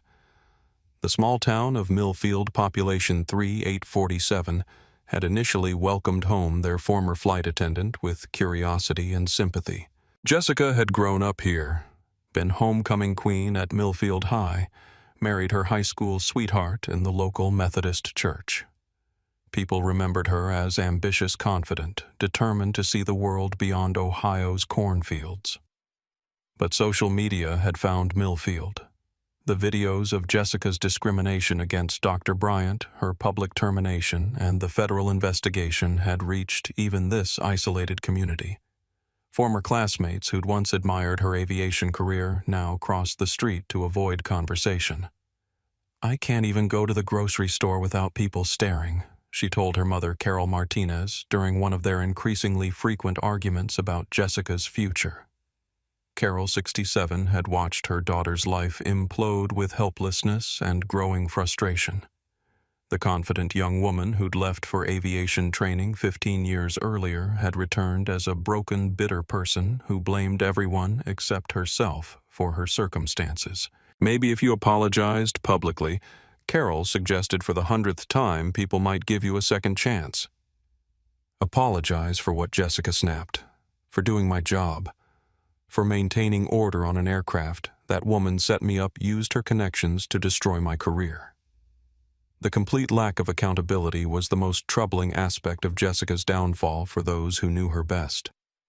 Even facing complete social and professional ruin, she couldn't acknowledge that her discriminatory behavior had been wrong. Jessica's husband, Michael, had filed for divorce 3 months after the incident. He'd watched the viral videos like everyone else, heard his wife's dismissive comments about passenger types, seen her fabricate policies to deny basic dignity to a fellow human being. "I don't know who you became," he'd told her during their final conversation. "The woman I married would never have treated someone like that." The divorce proceedings had been swift and final. Michael kept their house in Phoenix, their shared savings, and custody of their 2 cats. Jessica was left with legal bills, social media infamy, and a completely destroyed reputation. Employment prospects in aviation were permanently closed. The Federal Aviation Administration had flagged Jessica's termination for discrimination in all industry databases. No commercial airline charter service or aviation company would consider hiring someone with federal civil rights violations on their record. But the employment blackout extended far beyond aviation. Retail managers, restaurant owners, and service industry employers all declined to hire Jessica once they recognized her name or face from the viral videos.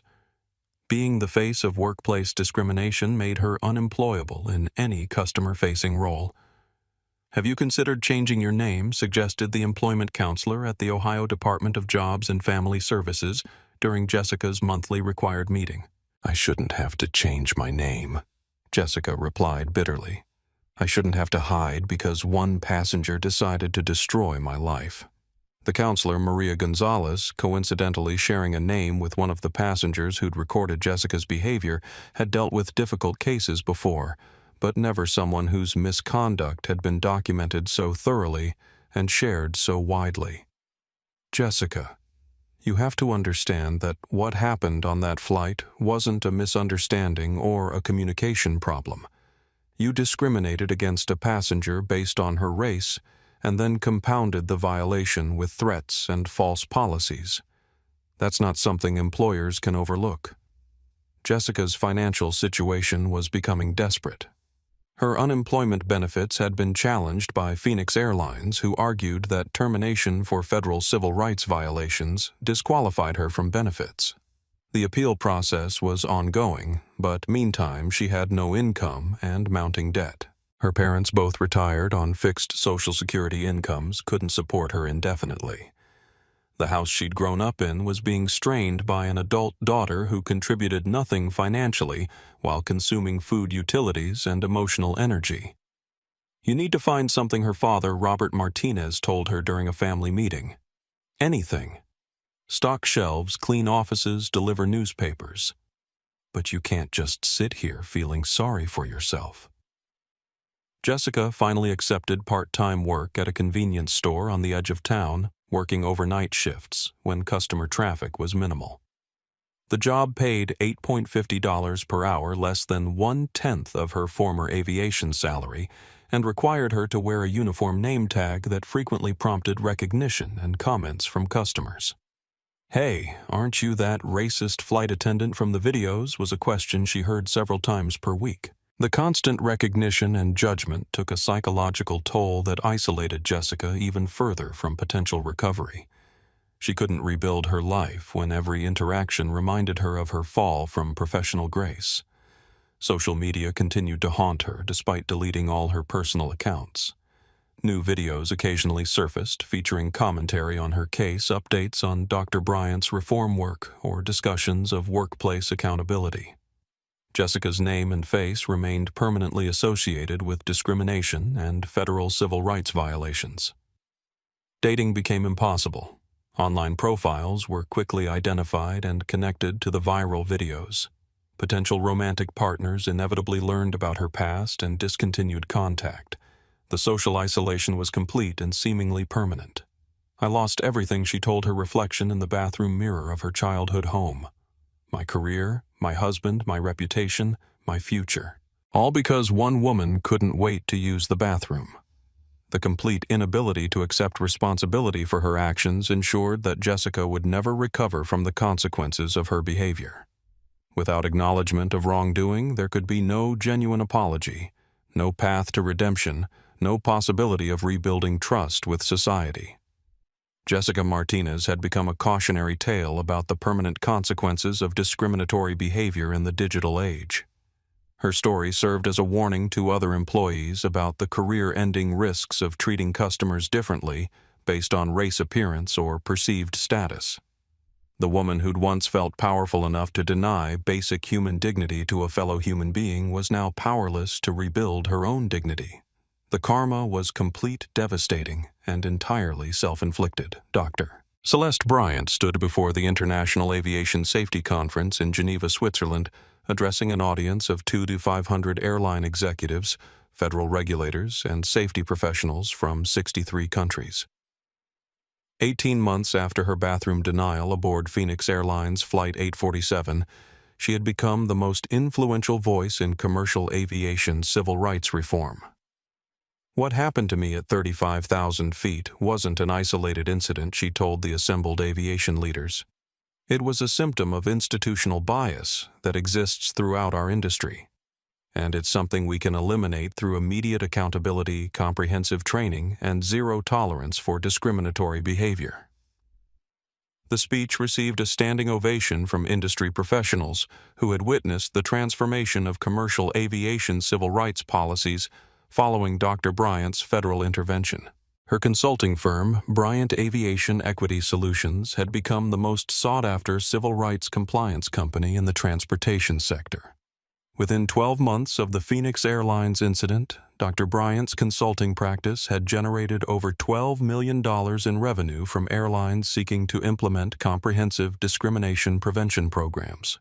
Her approach wasn't theoretical. It was based on lived experience, federal authority, and proven results.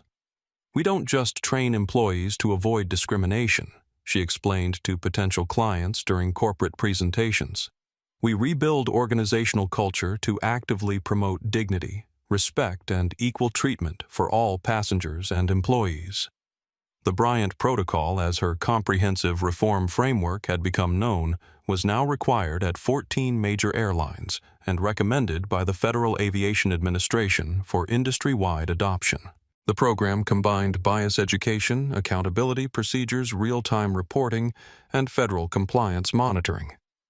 Dr. Bryant's team had grown to include former federal investigators, civil rights attorneys, aviation safety specialists, and organizational psychology experts.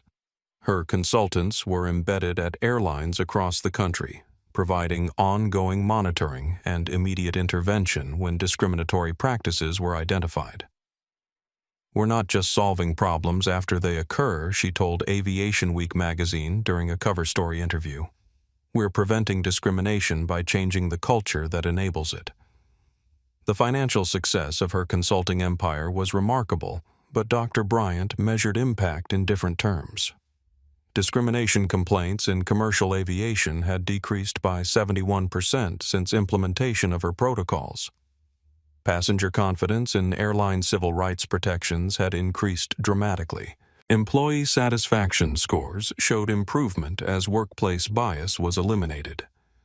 Robert Torres watched his wife's transformation from discrimination victim to industry reformer with admiration and amazement. 6 months ago, you were denied bathroom access by a biased flight attendant, he reminded her during a quiet evening at their Atlanta home.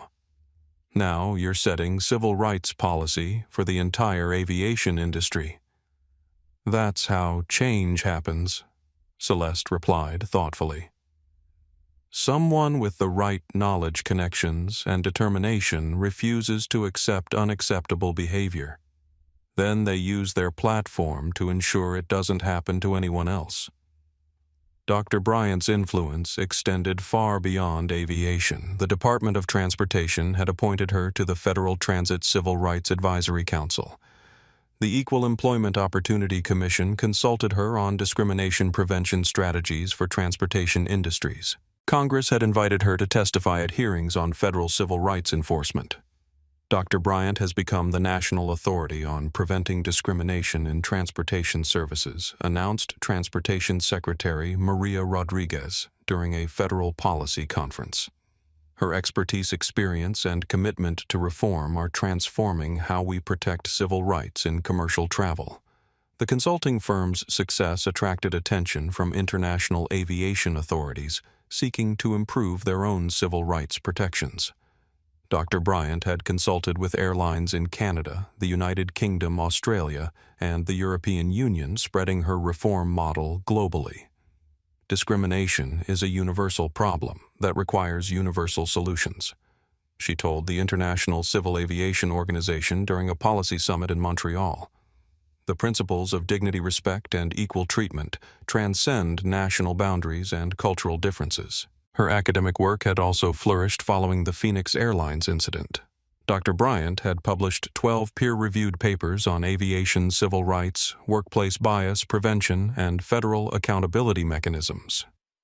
Universities were incorporating her case study into business ethics, civil rights law, and organizational behavior curricula. The Bryant incident has become required reading in MBA programs across the country, noted Harvard Business School professor David Chen during a case study discussion. It demonstrates how individual accountability and federal intervention can transform entire industries. Dr. Bryant's professional recognition included the NAACP Freedom Award, the Department of Transportation Excellence in Civil Rights Award, and the International Aviation Civil Rights Achievement Medal. But the recognition that meant most to her came from passengers who'd experienced improved treatment because of her reforms. "I got a letter last week from a young black woman who was traveling with her elderly grandmother she shared during a conference keynote address. She wrote that airline staff treated them with respect and dignity throughout their journey. She didn't have to worry about discrimination, humiliation, or denial of basic services. That's the legacy I want from my experience." The Bryant Foundation, established with proceeds from her consulting work, provided legal aid to transportation discrimination victims and funding for civil rights research. The organization had assisted over 300 passengers in filing successful discrimination complaints and recovering damages from transportation companies. Dr. Bryant transformed personal trauma into universal progress, observed civil rights attorney Sarah Kim during a legal symposium on transportation equality. She didn't just seek justice for herself, she created systems to ensure justice for everyone. The consulting empire's success demonstrated that discrimination prevention was good business as well as moral necessity. Airlines implementing Bryant protocol reforms showed improved customer satisfaction, reduced legal liability, enhanced employee morale, and stronger federal compliance ratings. Treating all passengers with dignity isn't just the right thing to do, Dr. Bryant explained to airline executives during training sessions. It's profitable, sustainable, and essential for long-term business success. Her transformation from discrimination victim to industry reformer had taken 18 months and generated fundamental changes in commercial aviation. The woman who'd been denied bathroom access had become the architect of comprehensive civil rights protections for millions of travelers. Sometimes change requires someone with the right combination of knowledge, authority, and determination to refuse accepting unacceptable treatment, she reflected during a Harvard Business School guest lecture. Once you decide that dignity is non-negotiable, you can move mountains. Dr. Celeste Bryant had indeed moved mountains, transforming an entire industry and ensuring that no passenger would ever again face the discrimination she'd experienced aboard Phoenix Airlines Flight 847. 2 years after Jessica Martinez denied Dr. Celeste Bryant bathroom access on Phoenix Airlines Flight 847, the commercial aviation industry had undergone the most comprehensive civil rights transformation in its history. Federal regulators, industry leaders, and civil rights organizations declared the changes revolutionary, sustainable, and permanent. Dr. Bryant's incident created a watershed moment for transportation equality, announced FAA Administrator Lisa Rodriguez during the annual State of Aviation address. "We've established zero tolerance for discriminatory practices and comprehensive accountability measures that protect every passenger's dignity." The statistical evidence of transformation was overwhelming. Discrimination complaints across all major airlines had decreased by 78% since implementation of Bryant protocol reforms. Customer satisfaction surveys showed record-high ratings for fair treatment and civil rights protections. Employee training compliance exceeded federal requirements at every major carrier. Congressional oversight committees that had initially investigated Phoenix Airlines' discrimination practices now praised the industry's proactive commitment to civil rights protections. The House Transportation Committee issued a bipartisan resolution recognizing commercial aviation as a model industry for federal civil rights compliance. What began as a shameful incident of workplace discrimination has evolved into an inspiring example of comprehensive institutional reform, declared Committee Chair Maria Gonzalez during congressional hearings on transportation equality. Dr. Bryant's courage and the industry's response demonstrate that meaningful change is possible when leadership commits to justice. The financial impact of reform had exceeded all projections. Airlines implementing comprehensive civil rights programs reported increased passenger loyalty, reduced legal liability, improved employee retention, and enhanced brand reputation. The business case for equality was undeniable. Phoenix Airlines, once facing potential bankruptcy due to federal sanctions, had become the most profitable carrier in North America. CEO Robert Chen attributed the turnaround directly to civil rights reforms that attracted passengers and employees seeking respectful treatment. "Our commitment to dignity and equality isn't just morally right," Chen told shareholders during the company's record-breaking quarterly report. "It's the foundation of our business success." Passengers choose airlines that respect their humanity. International aviation authorities had adopted Bryant Protocol standards as global best practices for civil rights compliance. The International Civil Aviation Organization incorporated anti-discrimination training into mandatory safety curricula. Airlines worldwide were implementing real-time reporting and federal accountability measures. Dr. Bryant's influence has transformed civil rights protections, globally observed European Union Aviation Safety Agency Director Patricia Williams. Her protocols are now standard practice for carriers operating in 27 countries. The academic study of Dr. Bryant's case had generated new fields of research in organizational behavior, federal accountability, and discrimination prevention.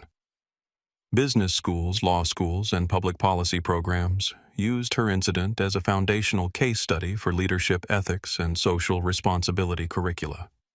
The Bryant case demonstrates how individual courage combined with institutional authority can create lasting social change, noted Stanford Graduate School of Business Professor Michael Torres during a symposium on corporate accountability. It's become required study for anyone seeking to understand effective civil rights enforcement.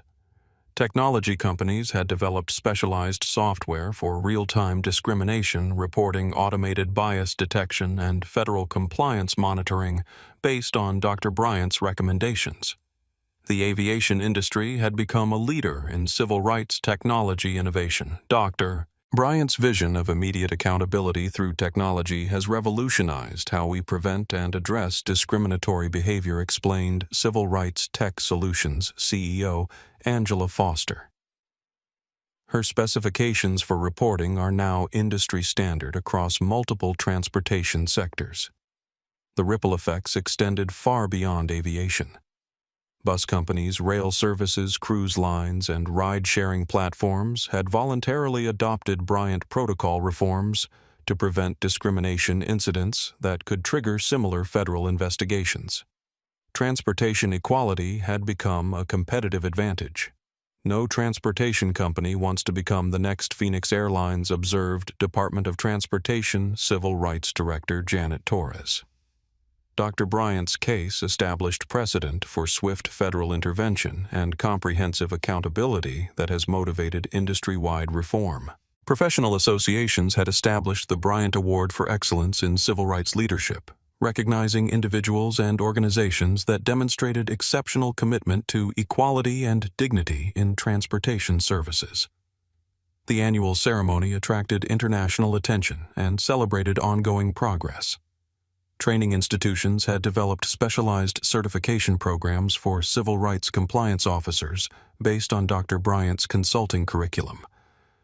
Over 3,000 transportation professionals had earned Bryant Protocol certification, creating a workforce specifically trained to prevent and address discriminatory practices. Dr. Bryant didn't just solve a problem, reflected Civil Rights Training Institute Director Sarah Kim during a graduation ceremony for compliance officers. She created an entire profession dedicated to protecting human dignity in transportation. Media coverage of the ongoing transformation kept public attention focused on civil rights progress rather than just discrimination problems. Dr. Bryant's quarterly industry reports were covered by major news outlets maintaining accountability and transparency.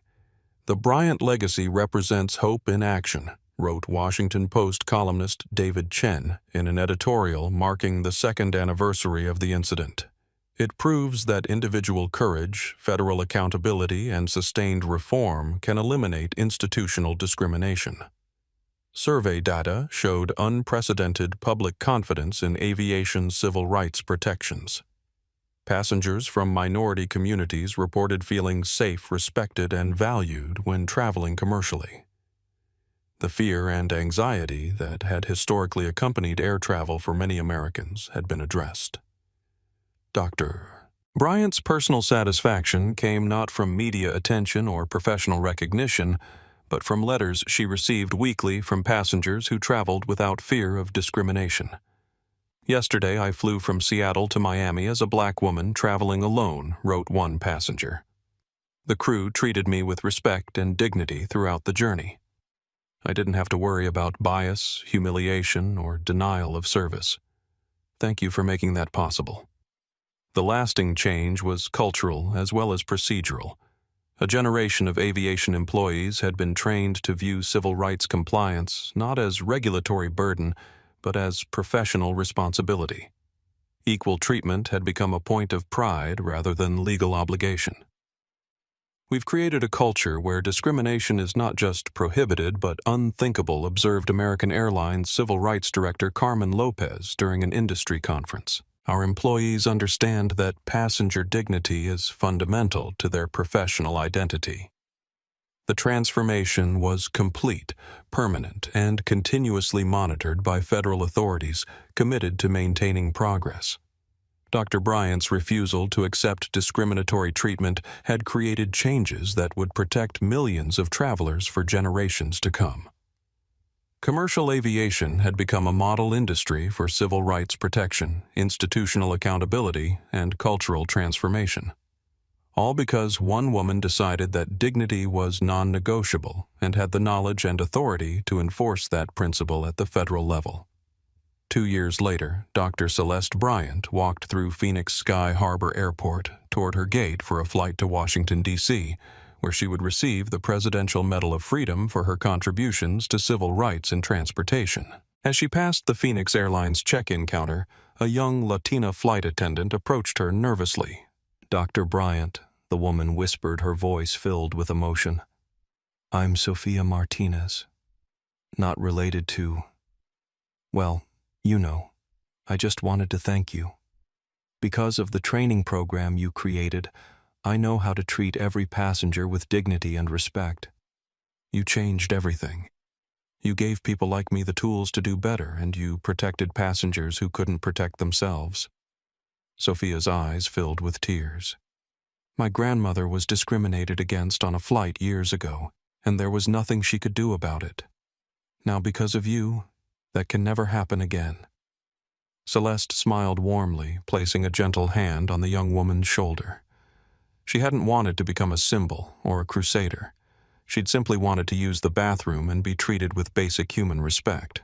Sometimes the most profound changes begin with the smallest acts of refusing to accept the unacceptable. What happened at 35,000 feet that day wasn't just about one woman's right to use a bathroom. It was about every person who has ever been told they don't belong. Every individual who has been judged by their appearance rather than their character.